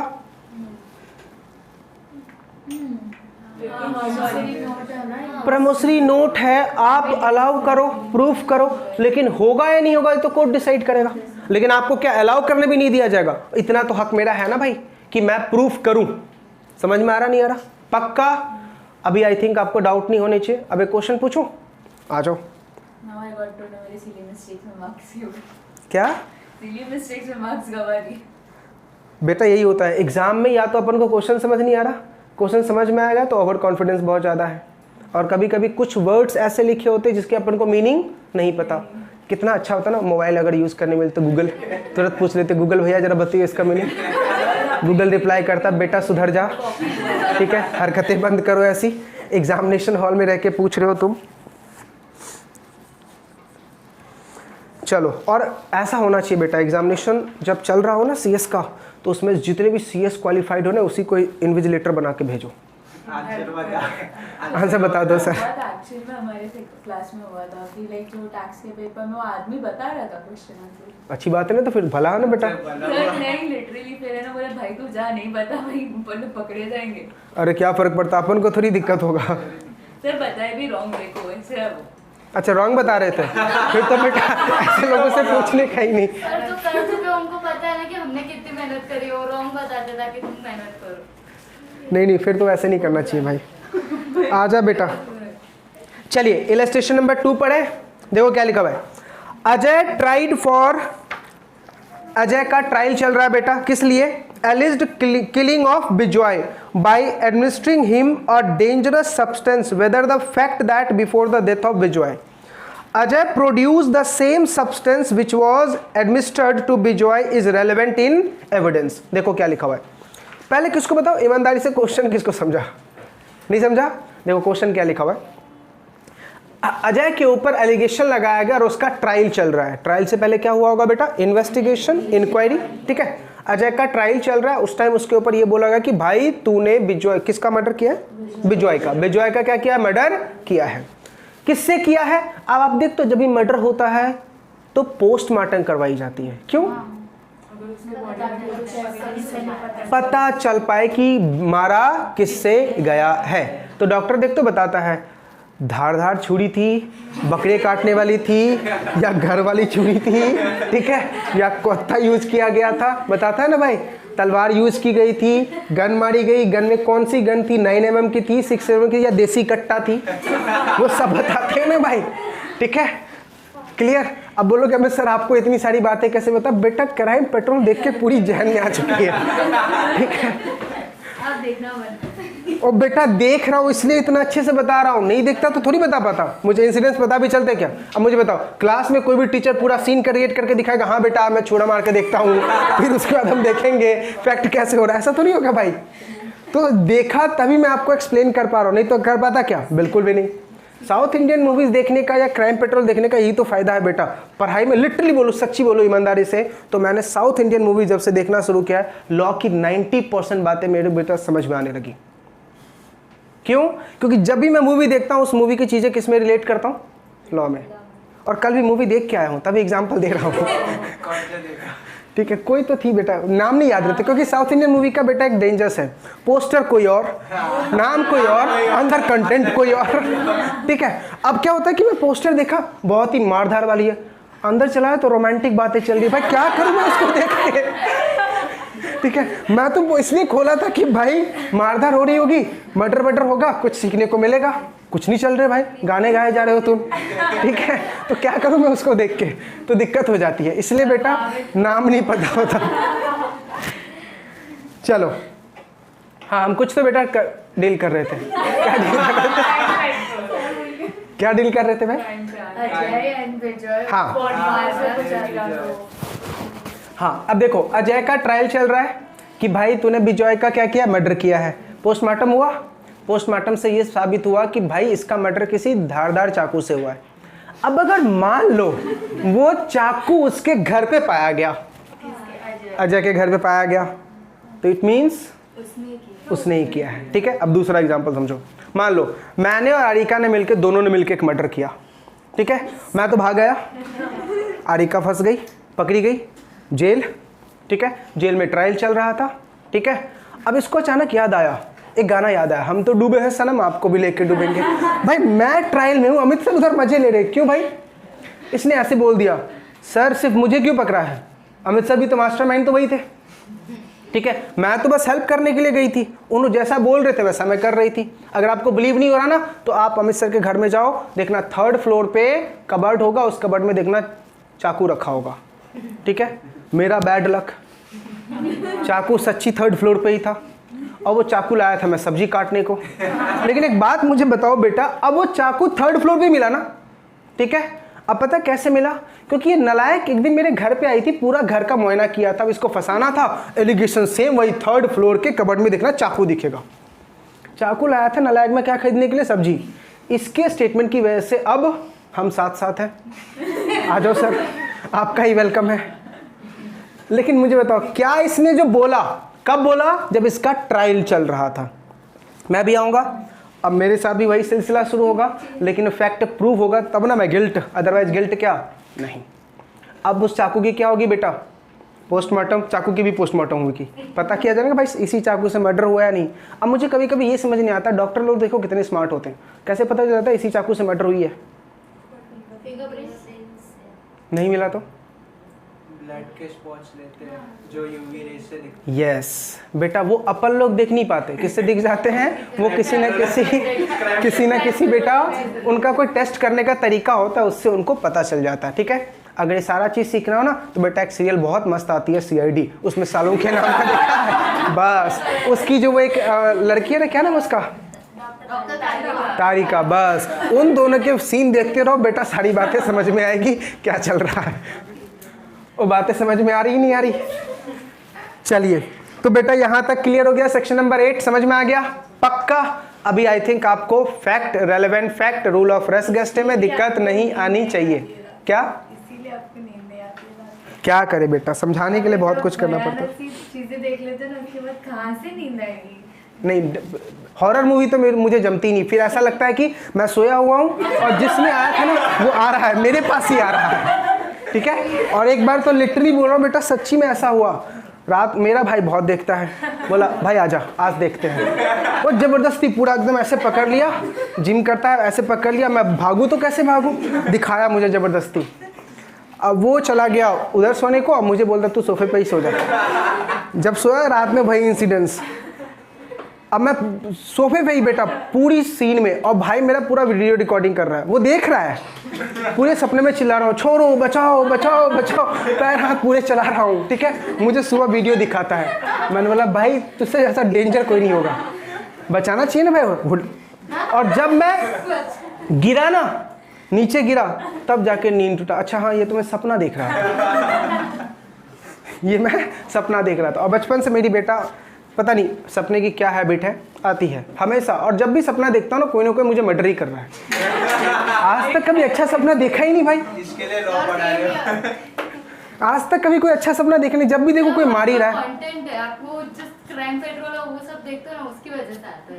ओ नहीं, इतने थोड़ी देखता हूँ। कौन सी मूवी? रोमांटिक मूवी देखो, फिर तो बेटा बेरा गर्क, लड़की आएगी सपने में। मैं लायक। चलो बेटा इधर आ जाओ, फिर तो बेटा बहुत अजीब चीजें हो जाएंगी। कर आजा बेटा, नेक्स्ट आजा। अब आजा बेटा, सिचुएशन पे आ जाओ। देखो सबसे पहले क्वेश्चन देखो क्या लिखा हुआ है। Satyam is facing a trial for charge of committing the murder of Raja at Pune. कितने बजे? 5 बजे। कौन से तारीख को? 5 नवंबर को। Satyam was to prove that he had a telephonic conversation with Nalin from Delhi. कौन से तारीख को? 5 नवंबर को। कितने बजे? 3:30। एक बात मुझे बताओ, फैक्ट इन इशू बना या नहीं बना? क्या बोल रहा भाई? उसने मर्डर किया कहाँ पे? पुणे में। और उस टाइम वो कहाँ था? दिल्ली में। How it is possible? एक ही टाइम पे 2 इंसान एक जगह पे पॉसिबल है? सॉरी, एक इंसान 2 जगह पे, एक इंसान 2 जगह पे पॉसिबल है क्या? It's impossible. तो ये फैक्ट बेटा क्या बन चुका है? इशू बन चुका है। इसका क्या होगा? Inquiry investigation. समझ में आ गया? पक्का। इसी के साथ हमारा छोटा सा टॉपिक बेटा क्या खत्म हो गया? फैक्ट। आई बातें समझ में? पक्का? कोई डाउट? आगे बेटा देखो, आगे बहुत सारे क्वेश्चन दे रखे हैं, पढ़ेंगे हम आगे। चलिए जल्दी से पहले बेटा यहां तक रिकैप करके बता दो, अपन ने आज कौन सा चैप्टर पढ़ा? इंडियन एविडेंस एक्ट 1872 कब आई? 1 सितंबर 1872 को। कहां तक अप्लाई होती है? किस चीज के ऊपर अप्लाई होगी? जुडिशियल प्रोसीडिंग और कोर्ट्स के ऊपर। ठीक है, पहले बताओ कोर्ट का मतलब क्या? जज, magistrate, all person except arbitrator. ठीक है, और जिसके पास राइट है to collect the evidence, accept the evidence. Evidence कितने टाइप के? जल्दी कौन कौन? Oral, documentary, electronic. करेक्ट है। एविडेंस में 3 बातें क्या? Proved, not proved, disproved. Proved का मतलब कोर्ट ने एक्सेप्ट कर लिया, नॉट प्रूव्ड नॉट एक्सेप्टेड, और डिसप्रूव रिजेक्टेड। कोई एविडेंस उनको चाहिए ही नहीं, क्या कर दिया? रिजेक्ट कर दिया। ठीक है, चलिए दूसरा हमने क्या पढ़ा था? फैक्ट। फैक्ट का मतलब सीन और heard, day to day life की जितनी भी चीजें वो सब क्या है बेटा? फैक्ट है। ठीक है, अब उस फैक्ट में क्या बनेगा? नॉट का मतलब क्या है? कोर्ट ने बोला कि सर मैं इसको एक्सेप्ट नहीं कर रहा, वो नॉट प्रूव्ड। और डिसप्रूव्ड मतलब कोर्ट ने रिजेक्ट ही कर दिया, बोला चाहिए नहीं मुझे ये एविडेंस। ठीक है, आजा बेटा नेक्स्ट हम क्या बोल रहे हैं? फैक्ट। फैक्ट में क्या बना? Fact in issue. इशू कब बनता है? जब अपोजिट पार्टी डिनाई करती है। ठीक है, डिफेंडेंट ने डिनाई कर दिया तो वो क्या बन गया? इशू। अब इशू में क्या ढूंढ रहे होते हैं? रेलेवेंसी। रेलेवेंसी कितने टाइप का? 2 टाइप का, लीगल और लॉजिकल। पहले क्या देखना है? लीगल। आप लॉजिकल बाद में सोचो, और जो लीगल है वो लॉजिकल भी है। फिर उसमें क्या देखते हैं? Rule of res gestae, so connected. फिर 7 क्या बोलता है कि भाई कौन से एविडेंस एक्सेप्ट करने और कौन से नहीं करने। 8 क्या बोलते हैं? एविडेंस ले लिया लेकिन अब सजा कब मिलेगी? जब उसमें क्या होगा? मोटिव, प्रिपरेशन और कंडक्ट। याद हो गया? पक्का? भूलोगे तो नहीं? आज का तो सर गारंटी है, बाकी का पता नहीं। चलिए अब आते हैं बेटा most and most important topic, admission and confession. ठीक है, एक वर्ड में मैंने आपको एडमिशन समझाया क्या? कि भाई तूने कोई चीज कबूल किया कि मैंने वो किया है, वो क्या है? एडमिशन। लेकिन कन्फेशन कब होगा? जब उसका तुमने कोर्ट में एक्सेप्ट किया हो, कोर्ट या मजिस्ट्रेट के पास, तो वो क्या कहलाएगा? कन्फेशन। एडमिशन के बेसिस पे सजा नहीं होगी। किसके बेसिस पे सजा होगी बेटा? कन्फेशन के बेसिस पे सजा होगी। अच्छा एक बात बताओ, एडमिशन के बेसिस पे ट्रायल हो सकता है? यस। अच्छा एक बात बताओ, अब याद करो, क्रिमिनल प्रोसीजर कोड सबसे पहले क्या फाइल होती है? कंप्लेन। कंप्लेन कहां पे फाइल होती है? मजिस्ट्रेट के पास। फिर मजिस्ट्रेट ऑर्डर देता है किस चीज का? इन्वेस्टिगेशन। इन्वेस्टिगेशन में क्या होता है? ओ इंक्वायरी। स्पॉट पे जाना, एविडेंस कलेक्ट करना, जिसके ऊपर डाउट है उसको उठाना। ठीक है, उसके बाद क्या होगा? इंक्वायरी। इंक्वायरी में क्या पता करते हो? क्या सच्ची में उसने ऐसा किया है या नहीं। तो इंक्वायरी के टाइम में ही क्या होगा बेटा? लोगों से, सराउंडिंग से, इन सबसे पूछेंगे। अब इंक्वायरी में तुझे पता चला, थोड़ा तो डाउट हुआ, यस यही है, अब उसका क्या होगा? ट्रायल, जिसको हम क्या बोलते हैं? इंटेरोगेशन। अब ट्रायल में ये पता चला किया जाएगा क्या रैली में वो कन्विक्ट है या नहीं। तो मुझे बताओ एविडेंस की जरूरत कहां पे पड़ेगी? ट्रायल में और इंक्वायरी में। इन्वेस्टिगेशन में हम क्या कर रहे हैं? एविडेंस तो जमा कर रहे हैं ना। और ये बातें समझ में? पक्का? कोई डाउट? तो एडमिशन और कन्फेशन का डिफरेंस समझ में आ गया। फिर ही बेटा एग्जाम में कम से कम 6 पॉइंट अपन को लिख के आना है। एडमिशन और कन्फेशन का डिफरेंस में कितने पॉइंट्स लिख के आने हैं? 6 पॉइंट। आजिए एक एक पॉइंट में एक्सप्लेन कर दूं। सबसे पहले देखो कन्फेशन में क्या लिखा हुआ है? Confession is a statement made by accused person admitting that he has committed an offence. यही बोला था भाई, तुम एक्सेप्ट कर रहे हो कि हाँ मैंने ऑफेंस किया है। कन्फेशन क्या है? An admission is a statement, sorry ये कन्फेशन था। Admission is a statement which suggests any interference as to any fact in issue or relevant fact। यानी मेरे ऊपर चार्ज ये लगाया गया कि यस मैंने मर्डर किया है, मैं बोल रहा हूं हाँ किया है, ये क्या हो गया? रेलेवेंट फैक्ट, रेलेवेंट हो गया। लेकिन क्या उसके बेसिस पे सजा होगी? नहीं। क्या होगा उसका? कन्फेशन। सेकेंड पॉइंट देखो, confession is made by accused, जबकि एडमिशन कौन करता है भाई? Admission can be made by other person also. कोई बच्चा एग्जांपल दे सकता है? रॉयल में सबको लाते हैं ना। चलो एक छोटा सा एग्जांपल देता हूं। मिस्टर ए के ऊपर इल्जाम है कि उसने मर्डर किया 16 तारीख को। उसका मर्डर कोई और एक्सेप्ट कर रहा है। नहीं। हाँ, अब मर्डर ए ने किया है 16 को। अब ए के घर पे गया, पूछा गया क्या आपका हस्बैंड 16 को घर पे था? उसने बोल दिया नहीं, नहीं था। क्या हो गया? ये बातें मैच कर गई। अब लेकिन क्या उसने ये एक्सेप्ट किया कि क्राइम उसी ने किया? ये सिर्फ एडमिसिबिलिटी हुई है। समझ में आ रहा नहीं आ रहा? इसलिए क्या बोला कि भाई एडमिशन कोई भी कर सकता है। चलिए अब आ जाओ नेक्स्ट पेज। क्या लिखा हुआ है? कन्फेशन के बेसिस पे क्या शुरू हो जाएगी? Criminal proceeding. लेकिन एडमिशन के बेसिस पे होगा क्या? एडमिशन जनरली बेटा सिविल प्रोसीडिंग में लगती है। समझ में आ रहा? नेक्स्ट आ जाओ। Every confession is an admission. Every admission in a criminal case is not a confession. ठीक है? एग्जांपल्स बता सकते हो? किसका? Admission in civil proceedings. For example divorce civil case है, तो डाइवोर्स हुआ, आप दोनों पार्टी को लाया गया, दोनों पार्टी ने बोला yes we are ready, admissibility. तो अब मुझे बताओ दोनों रेडी हो गए? क्रिमिनल केस तो नहीं है ना? क्या हो जाएगा? एडमिशन के बेसिस पे ही कर दो भाई डाइवोर्स। तो फिर लेकिन का जरूरत नहीं, क्योंकि सिविल केस है ना, क्रिमिनल केस थोड़ी है। समझ में आ रहा? आ जाइए। कल्पेट्री का मतलब समझते हो? गिल्ट। कल्पेट्री CULPATORY, गिल्ट मतलब आप दोषी हो। कब? कन्फेशन करने के बाद। एडमिशन के बाद आप दोषी नहीं कहलाते। Then proved, confession is proved only for the purpose mention in the act. यानी जिस चीज के लिए बोला गया उसी चीज के लिए, आप अदर बातें नहीं कर सकते। और जबकि एडमिशन क्या होता है? Fact need not be proved. Admission को प्रूव करने की रिक्वायरमेंट नहीं होती है। प्रूफ हो जाएगा तो क्या हो जाएगा? कन्फेशन हो जाएगा ना। तो एडमिशन कन्फेशन बन सकता है, लेकिन कन्फेशन एडमिशन नहीं बन सकता। याद रहेगा? तो इतने 6 पॉइंट तो कम से कम बेटा पढ़ के जरूर जाना। 6 पॉइंट कोई भी रट्टा मार देना। और ये क्वेश्चन बहुत बार एग्जाम में आया है, difference between admission and confession. ठीक है? अब बेटा एडमिशन तो खत्म हो गया, अब सीखने वाले हैं कन्फेशन करना कहाँ है। क्या सीखने वाले हम बेटा? कन्फेशन अपन को करना कहाँ है। चलिए, इंपोर्टेंट प्रोविजन रिगार्डिंग कन्फेशन, कहाँ से कहाँ तक का सेक्शन पढ़ रहे हैं? देखो 24 से लेके 26। ओनली हेडिंग पढ़ना, ओनली हेडिंग। हमें हेडिंग से ही समझ में आ जाएगा क्या लिखा हुआ है। पहला पॉइंट देखो क्या लिखा हुआ है? Confession caused by inducement, threat or promise when irrelevant in criminal proceeding. बेटा अगर कन्फेशन धमकी देके हुआ है, ठीक है, प्रॉमिस में किसी को वादा कर दिया था ठीक है कुछ भी हो जाए मैं तेरा नाम नहीं लूंगा, तो बोला ये कन्फेशन नहीं माना जाएगा, क्योंकि आपको धमकी दी गई है ना। होता है ना कभी कभी विलेन आता है, मूवी में देखा होगा, विलेन आता है मेरे बेटे के अगेंस्ट गवाही दिया तो 2 को और मारूंगा।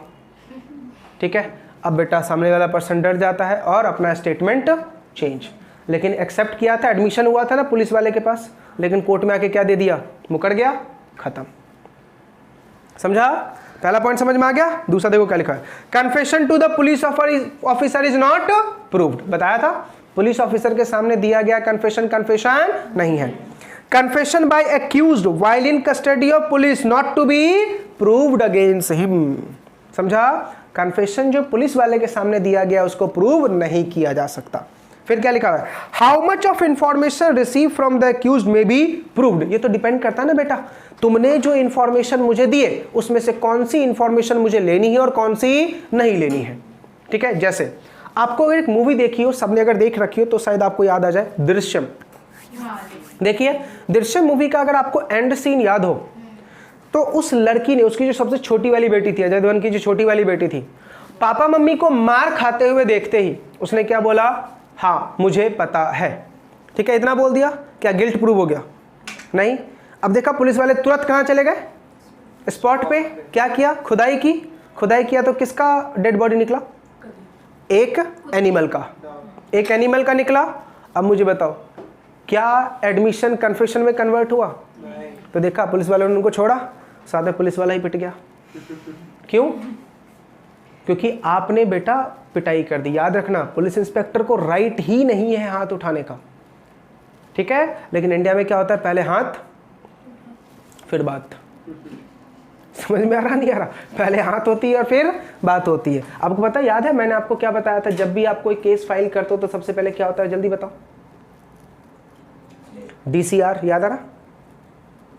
डेली केस रजिस्टर में एंट्री की जाती है, और जब उनको लगता है कि यस रियली में ऐसा हुआ है तो FIR की बुक में FIR लिखी जाएगी, और फिर उसके बाद, और एक बार FIR लिख गया अब तो चार्ज होगा ही होगा। इसी वजह से कोई पुलिस इंस्पेक्टर जल्दी तर FIR नहीं लिखता। वो कहाँ लिखता है बेटा, DCR बुक में लिखता है। DCR बुक के बाद मैटर कहाँ जाती है, FIR। और एक बार मैटर FIR में चला गया अब तो बेटा वो पीछे बिल्कुल नहीं हट सकता, अब प्रोसीडिंग होगी। तो जब भी आप कभी कोई इंसिडेंस लेके गए कि मेरा भाई गुम हो गया, मेरा डॉगी गुम हो गया, मेरी कार गुम हो गई, बाइक गुम हो गई, इसको ढूंढ दो, तो वो क्या FIR बुक में लिखता है, DCR में लिखता है। कहाँ लिखता है बेटा, DCR। ठीक है, और यही DCR वाला जो टाइम होता है ना, पुलिस वाले के लिए क्या होता है, लूपहोल का टाइम होता है। उसी टाइम आपकी पिटम पिटाई कर देते हैं, उसके बाद जो होगा देखेंगे। इसलिए कभी भी याद रखना, अगर इस चीज़ से बचना हो तो 100 नंबर पर कंप्लेन करना। ठीक है, जैसे मान लो आपको पुलिस वाले रात में आप मूवी देख के आ रहे थे, पुलिस वाले ने सवाल पूछी, आपने जवाब दिया, लेकिन फिर भी टॉर्चर करने के लिए आपको उठा लिया। कुछ मत करना, फ्रेंड को या किसी को भी मैसेज कर देना, या खुद से कॉल कर देना। किस पे, 100 नंबर पे। 100 नंबर वाले जो रिकॉर्डिंग होती है ना, वो ऑटोमेटिकली एंटर हो जाती है। 100 नंबर पे कॉल करना मतलब तुम्हारी रिकॉर्डिंग हो चुकी है। अदरवाइज वो लोग क्या करते हैं, DCR में तुम आते हो 5 बजे केस लिखाने के लिए, और तुम्हारी एंट्री मानेंगे रात को 10 बजे। 5 घंटे तक तुम्हारी तबीयत से धुलाई करेंगे, और क्या बोलेंगे कि भाई आया कब था, 10 बजे। तो उसको मतलब अगर suppose that police officer beat that person, तो उसको तो वो तो क्लियरली विजिबल होगा ना कि like he had been tortured. Like कहाँ, किधर, मतलब अगर सपोज कैसे प्रूफ कैसे करोगे, प्रायर कंप्लेन कर दिया किसी 100 नंबर पे, हाँ तब हो जाएगा, तब वो तो दिख ही जाएगा ना, तब हो जाएगा। क्योंकि वहाँ पे फिर क्या होगा कि बेटा तुम्हारी रिकॉर्डिंग हो चुकी है। अब अगर अब पुलिस वाले बोलते नहीं ये 10 बजे आया, तो फिर 100 नंबर पे कैसे कॉल किया भाई 5 बजे, तब फंसते हैं पुलिस वाले। समझ में आ रहा नहीं आ रहा? अभी टैक्टिक्स बोलोगे अमित सर आपको कैसे पता चली, क्राइम पेट्रोल। समझ में आ रहा नहीं आ रहा? इतनी तो बेटा है कि ये सब चीज़ देखते देखते देखते कुछ चीज़ें तो जो इंटरनल बातें होती है वो धीरे धीरे क्या चलने लगी बेटा, पता चलने लगी कि कैसे एविडेंस के साथ छेड़खानी करते हैं, कैसे विटनेस के साथ छेड़खानी करते हैं, धीरे धीरे बातें पता चलने लगी। ये बातें समझ में आ गया बेटा। 4th पॉइंट, 5वां देखो क्या लिखा हुआ है, Confession made after removal of impression caused by the inducement, threat or promise relevant। ध्यान से बेटा क्या लिखा, दोबारा पढ़ो। Confession made after removal of imprison, यानी जेल से तुम रिमूव हो गए, ठीक है। एंड क्या लिखा, bye caused by inducement, threat or promise are relevant। देखो क्या लिखा है, if confession as is referred to in section 24 में क्या लिखा हुआ था, confession caused by inducement, threat or promise relevant नहीं है। अगर कन्फेशन तुम्हारा 24 वाला है, कब, इम्प्रिजनमेंट से निकलने के बाद, तो उसको रेलेवेंट मान लेंगे। उसको क्या मान लेंगे, रेलेवेंट मान लेंगे। लेकिन इम्प्रिजनमेंट के टाइम पे हमेशा क्या होता है बेटा, थ्रेड होती है, धमकी होती है कि तुम्हें ऐसा करना पड़ेगा, नहीं करेगा तो ये कर देंगे, तो क्या बोला, उसको हम कन्फेशन नहीं मानेंगे। इसलिए बेटा आजकल आपने देखा होगा पुलिस वाले जब भी कोई ट्रायल या इंटरोगेशन करते हैं तो उसकी रिकॉर्डिंग मांगता है कोर्ट, दिखाओ। समझा? नहीं, बिल्कुल भी नहीं, 0% नहीं। हमारे सुप्रीम कोर्ट को ट्रस्ट नहीं है बेटा। सिंपल सी बात है, उनको पता है कि इंडिया में जिसके पास भी गवर्नमेंट की जॉब है ना, वो अपने आप को सरकारी दामाद समझ लेता है। हम दामाद हैं, दामाद की खातिरदारी करेंगे। दामाद के अगेंस्ट में कोई कुछ बोलता है क्या? कितना भी कुछ होना क्यों ना हो जाए, बेटा दामाद भगवान होते हैं, समझा? ऐसे ही बेटा सरकारी जॉब वाले क्या माने जाते हैं? गॉड। और सुप्रीम कोर्ट को पता है कि इंडिया में जितने भी ये गवर्नमेंटल ऑफिसर हैं 90% तो करप्ट है, उनको ही पता है। और उनकी वजह से उनको ये भी पता है कि आज लेजिस्लेचर की गलती ड्राफ्टिंग की वजह से हमारे पास इतने सारे केस पेंडिंग पड़े हुए। अगर लेजिस्लेचर लॉ को क्रिस्टल क्लियर लिखे ना तो केस या इशू की सवाल ही नहीं आता। उनको ये भी पता है कि इंडिया में किसी को लॉ आता ही नहीं है। क्यों नहीं आता? लैंग्वेज ही इतनी टफ है, पढ़ेगा कौन? पढ़ेगा कौन? सिंपल बातें इनको समझ ही नहीं आती, सिंपल लिखते ही नहीं है। Show off. समझ में आ रहा नहीं आ रहा? चलिए नेक्स्ट आते हैं। Confession otherwise relevant not become irrelevant becomes of the promisee और सीक्रेसी। एक बात मुझे बताओ, प्रॉमिस किसी को वादा किया है, किसी को वचन दिया है, तो लॉ मेकर क्या बोल रहा है? प्रॉमिस और वचन के बेसिस पे अगर आप कोई कन्फेशन करते और बाद में वो प्रूफ हो गया तो उसको हम कन्फेशन मान लेंगे। ठीक है। लास्ट क्या लिखा हुआ है? Consideration of proved confession affecting person making it and other jointly under the trial. Areca का एग्जांपल दिया था। अरिका का ट्रायल चल रहा था, उसने मेरा नाम ले लिया, अब हम दोनों का ट्रायल क्या होगा बेटा? साथ चलेगा। और आपने देखा होगा जब भी कोई मूवीज वगैरह देखते हो तो उसमें देखा होगा जब 2-3 पर्सन एक ही केस में पाए जाते हैं, तीनों को एक दूसरे के अगेंस्ट भड़काओ और अपने आप सच सामने आ जाती है। क्यों? क्योंकि इंडिया में ईगो हर्ट बहुत जल्दी होता है। अच्छा उसने मेरे बारे में ऐसा बोला, फिर तो सर मुझे पूरी कांड पता है। ठीक है, वो दूसरी कांड बताएगा, तीसरी, पूरी बेटा बचपन से लेके अंत तक की पूरी कहानी बता देते हैं, क्या क्या गुल खिलाए हमने। और इसी पे कोर्ट क्या हो जाता है बेटा? पुलिस वाले फैक्ट। तो हमेशा याद रखना, पुलिस जो है सच निकलवाने के लिए झूठ का सहारा बहुत ही ज्यादा लेते हैं। समझा? पक्का याद रहेगा। अब देखो इसमें से अपने काम की चीज कौन कौन सी है? फर्स्ट 4। ज्यादातर क्वेश्चन कहां से आते हैं बेटा? पहले 4 से। अब देखो सबसे ज्यादा क्वेश्चन इसी टॉपिक पे आएगा, कौन सा कन्फेशन एडमिसिबल है और कौन सा नहीं है। इसलिए देखो इसके मैंने कितने केस स्टडी दे रखे हैं, ज़्यादा नहीं बेटा 13। और ये सारे के सारे 13 आपके एग्जाम के क्वेश्चंस हैं, क्वेश्चंस प्लस आंसर। ठीक है। ज्यूरी बेटा एक ऐसा सब्जेक्ट है, अगर इसको बहुत ही ईमानदारी से पढ़ा जाए ना तो 70-80 प्लस मार्क्स कोई नहीं रोकेगा। बस हमारी क्या होनी चाहिए? लिखने की हैबिट अच्छी होनी चाहिए, गोल गोल ना घुमाए। 12वीं क्लास का याद है क्या करते हैं? एक ही सेंटेंस को 3 बार, वो नहीं करना है बेटा। जिस दिन वो करोगे फेल हो जाओगे। समझा? ये 13 के 13 क्वेश्चंस घर पे बेटा रीड जरूर करना। ठीक है। अगर तुम इस चैप्टर को नहीं भी पढ़ोगे ना, सिर्फ मेरे सारे केस स्टडी पढ़ लोगे तो चैप्टर का पूरा कंसेप्ट भी याद हो जाएगा। चैप्टर में ज़्यादा कुछ है, अभी तक हमने सिर्फ 3 ही चीज़ सीखा ना, उसी पे घूम रहे हैं ना। क्या? Relevant fact, fact in issue, उसकी एडमिसिबिलिटी और कन्फेशन। और कुछ पढ़ा क्या? नहीं। इसलिए मैंने क्या बोला, हमारे लिए सिर्फ पार्ट 1 इंपॉर्टेंट है। हमने लिखा था ना पार्ट 3 है, उसमें से इंपॉर्टेंट क्या है बेटा? Only part 1। अब आ जाओ dying declaration, section 32, page number 197 पे। अब देखो ये भी हमारा जो ना बेटा, पता नहीं ये क्या रूल है, लॉजिक है कि बच्चा हमेशा सही बोलेगा और मरने टाइम में इंसान सच ही बोलता है। ऊपर जाना है, मरने टाइम में इंसान सच ही बोलता है। तो dying declaration is a evidence. Dying declaration is a evidence. ठीक है। जैसे इसमें मैंने एक एग्जांपल लिखा है बेटा, हाँ, सुसाइड नोट। सुसाइड नोट को हमेशा क्या माना जाता है बेटा? सच, वो एविडेंस है। समझा? चलिए अब देखो यहाँ पे सिंपल क्या लिखा हुआ है? Dying declaration is a evidence. अब इसका एक एग्जांपल देता हूँ, ध्यान से सुनना बेटा। एक केस हुआ था, उस केस में एक पर्सन अपने दोस्त के घर पे जा रहा है। फॉर एग्जाम्पल, मैं अपना एग्जाम्पल लेता हूँ। राहुल मेरा फ्रेंड, मैं राहुल के घर पे जा रहा हूँ। ठीक है। क्यों जा रहा हूँ?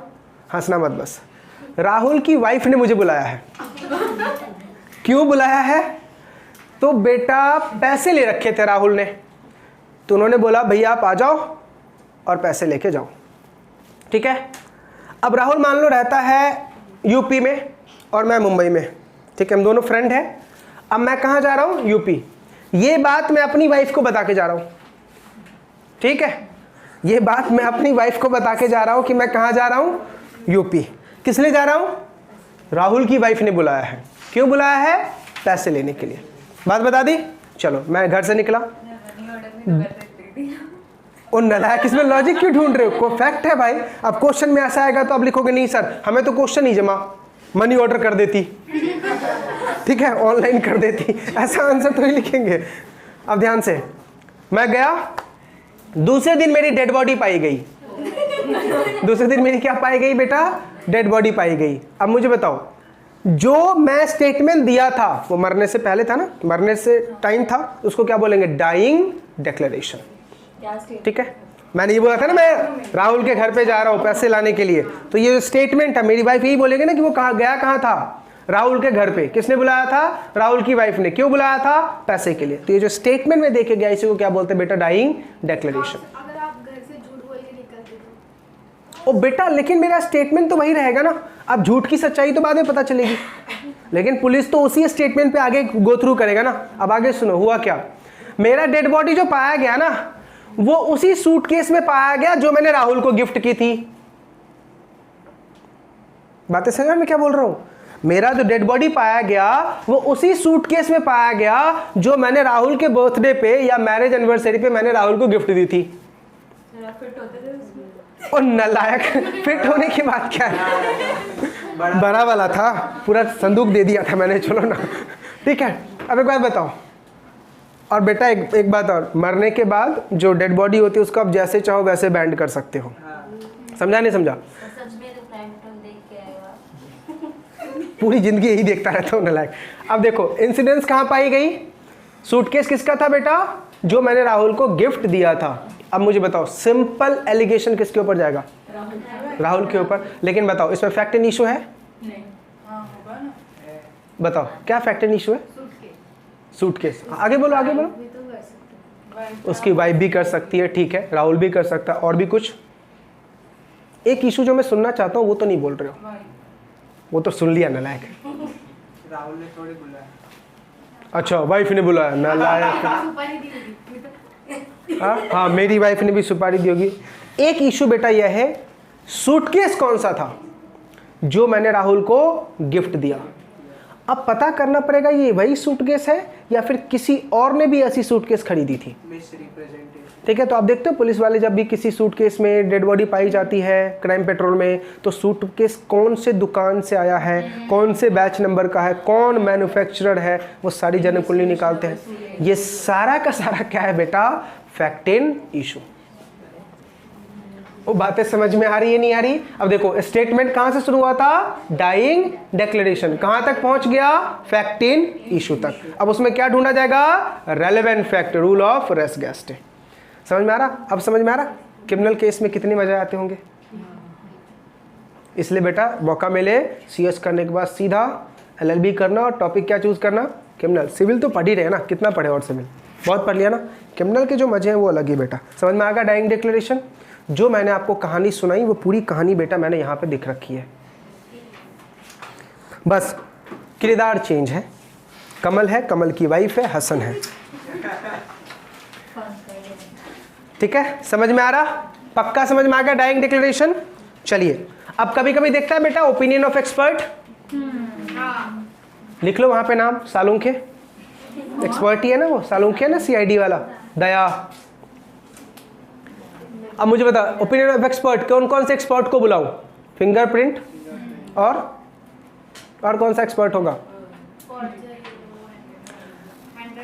हैंडराइटिंग एक्सपर्ट, और कौन सा एक्सपर्ट होगा? पोस्टमार्टम वाला। और कौन से एक्सपर्ट होंगे? कभी कभी आपने देखा होगा जैसे अपना जो घर का CCTV कैमरा होता है उसमें सिर्फ रिकॉर्डिंग होती है ना, आवाज नहीं होती। अब अगर मान लो कोई कुछ बोल रहा है, उसको कैसे पता करें? तो डिकोडिंग एक्सपर्ट लाओ।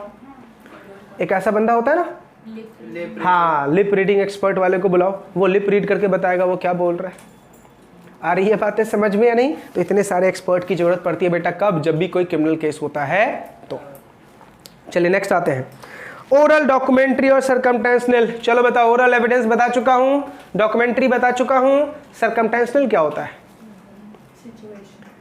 मतलब जब हम स्पॉट पे जाते हैं और स्पॉट पे जितनी भी एविडेंस हमने इकट्ठा की वो क्या है बेटा, सर्कमटेंशनल एविडेंस है। जैसे एग्जांपल दिया था कि हम किसी घर में गए किसी मर्डर का, तो जब हमने देखा तो गेट के ऊपर कोई निशान नहीं था, इसका मतलब फोर्स एंट्री नहीं है। ताला भी टूटा हुआ नहीं था, मतलब फोर्स एंट्री नहीं है। अंदर जब गए तो बोला गया था कि घर में एक ही लोग हैं, लेकिन टेबल पे 3 चाय की या कॉफी की कप रखी हुई, मतलब कोई तो आया था मिलने के लिए। अब जो आया था उसी ने मर्डर किया होगा। तो अब बेटा चाय के कप पे लिपस्टिक लगा, मतलब कोई तो मिलने के लिए आया था जो लेडी थी। अब बेटा देखते हो वो लोग चाय के कप को डालते, फिर उस लिपस्टिक का सैंपल लिया जाता है, फिर सैंपल से R&D किया जाता है, फिर पता लगाया जाता है ये लिपस्टिक किसने खरीदा, किसने इस्तेमाल किया, वगैरह वगैरह। बातें समझ में आ रही नहीं आ रही है? समझ में आ? अब उसके बाद जब अंदर गया तो पता चला कि भाई सारे सामान बिखरे पड़े, इसका मतलब रॉबरी हुई है। ठीक है, अब अगर डेड बॉडी भी पाई गई, इसका मतलब रॉबरी करके बंदा भाग रहा था, कोई जग गया, सबूत मिल गया, इसलिए उसने उसका मर्डर कर दिया।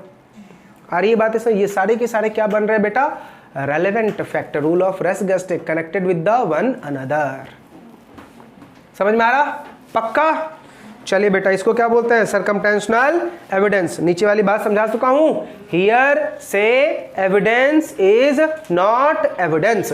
हियर से एविडेंस बेटा कभी भी एविडेंस की डेफिनेशन में नहीं आएगा। सुनी हुई बातों को कोर्ट कभी नहीं मानता। Eye witness, yes, eye witness is a evidence, eye witness is a evidence. याद है आपको ये जो जॉली LLB 2 आई थी, इस मूवी में क्या दिखाया गया था, हिट एंड रन केस था ना?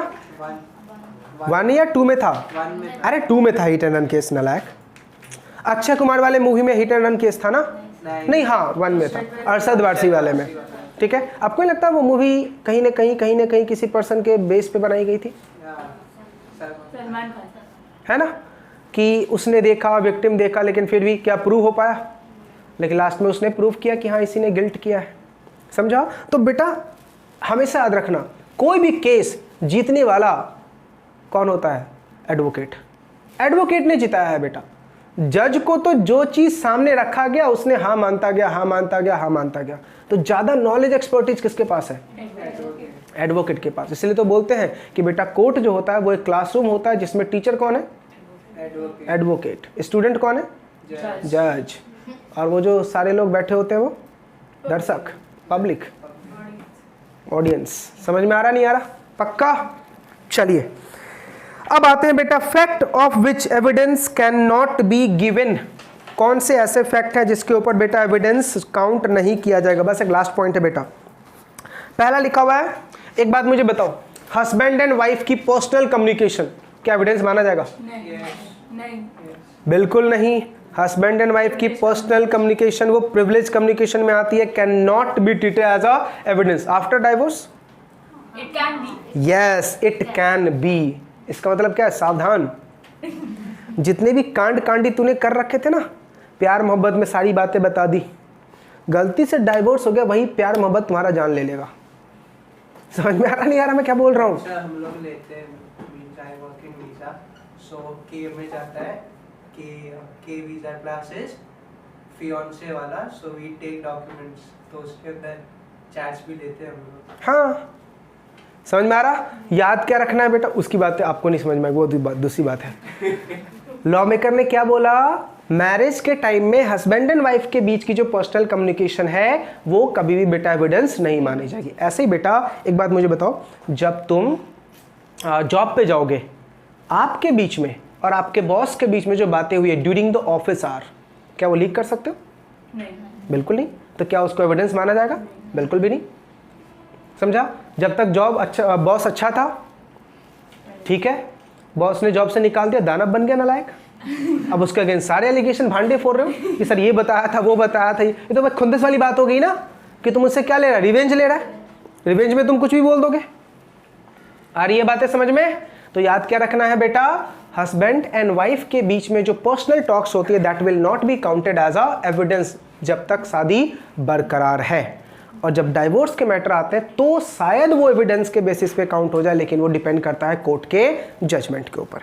ठीक है, दूसरा देखो लिखा हुआ है, प्रिविलेज ऑफ जज और मजिस्ट्रेट। एक बात मुझे बताओ, जज और मजिस्ट्रेट जब किसी केस को डील कर रहे होते हैं देखा जाए तो लोगों की बहुत सारी सच्चाई पता चल जाती है। लेकिन वो रिवील ही करते हैं। क्या वो रिवील करेंगे? नहीं। अलाउड ही नहीं है बेटा। तुम्हें उस इंसान की सारी नॉलेज पता चल गई लेकिन वो रिवील कभी नहीं होती, क्योंकि ये जज को हिदायत दी जाती है बेटा इसको रिवील मत करना। क्यों? आज के दिन बेटा सबसे ज़्यादा इंपॉर्टेंट क्या है? किसी भी इंसान की गुडविल, किसी भी इंसान की गुडविल। नो डाउट उसने कितने भी बुरे कांड क्यों न कर रखे हो, लेकिन मार्केट में उसका एक इमेज है, ठीक है। जब तक वो चीज़ लोगों को खुद से नहीं पता चली है तब तक उसको डिस्ट्रॉय नहीं करना है। इसलिए लॉ मेकर क्या बोलता है कि जज को भी हिदायत दी गई कि आप अगर किसी के जब केस डील करते हैं तो आपको उसकी बहुत सारी पर्सनल इंफॉर्मेशन पता चलेगी, बट आप उसको डील डिस्क्लोज नहीं कर सकते। Sir if we try to does it and मतलब जो जिसको अफेक्ट हुआ वो तो फिर उसमें माना मतलब डिफेम का केस ठुकेगा ना आराम से।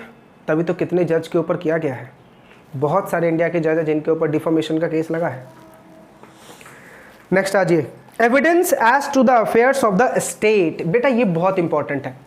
कभी कभी अपन की पर्सनल फीलिंग आती है ना, पर्सनल इंट्यूशन होता है, और हमने जो देखा तो हमारा क्या है? फैक्ट है। अब उस बेसिस पे, जैसे फॉर एग्जांपल मैं एक मोबाइल खरीदा, वो मोबाइल बेटा चोरी की थी और ये मुझे पता है, इसका मतलब ऑफेंस में मैं भी शामिल हूं,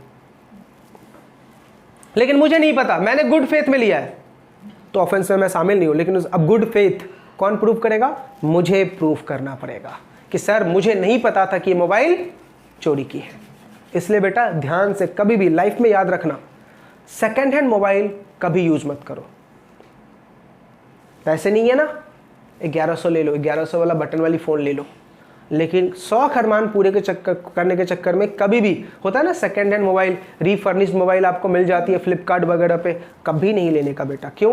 कितना भी वो बिल दे रखा हो, लेकिन होता है कभी कभी बिल की क्या होती है, स्कैनिंग बना देंगे वो खुद से बिल। और मान लो आपको पता है ना हर एक मोबाइल का IMEI नंबर होता है, तुम कोई भी सिम डालो कोई फर्क नहीं पड़ता, IMEI नंबर से ट्रेस कर लेंगे। तभी तो जो विक्टिम्स लोग होते हैं वो क्राइम कैसे करते हैं?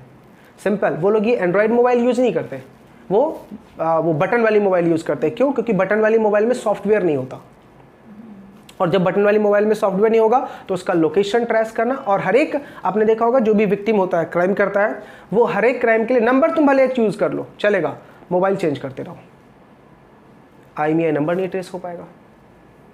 सिम एक ही यूज़ करो चलेगा, लेकिन क्या चेंज करते रहो? मोबाइल।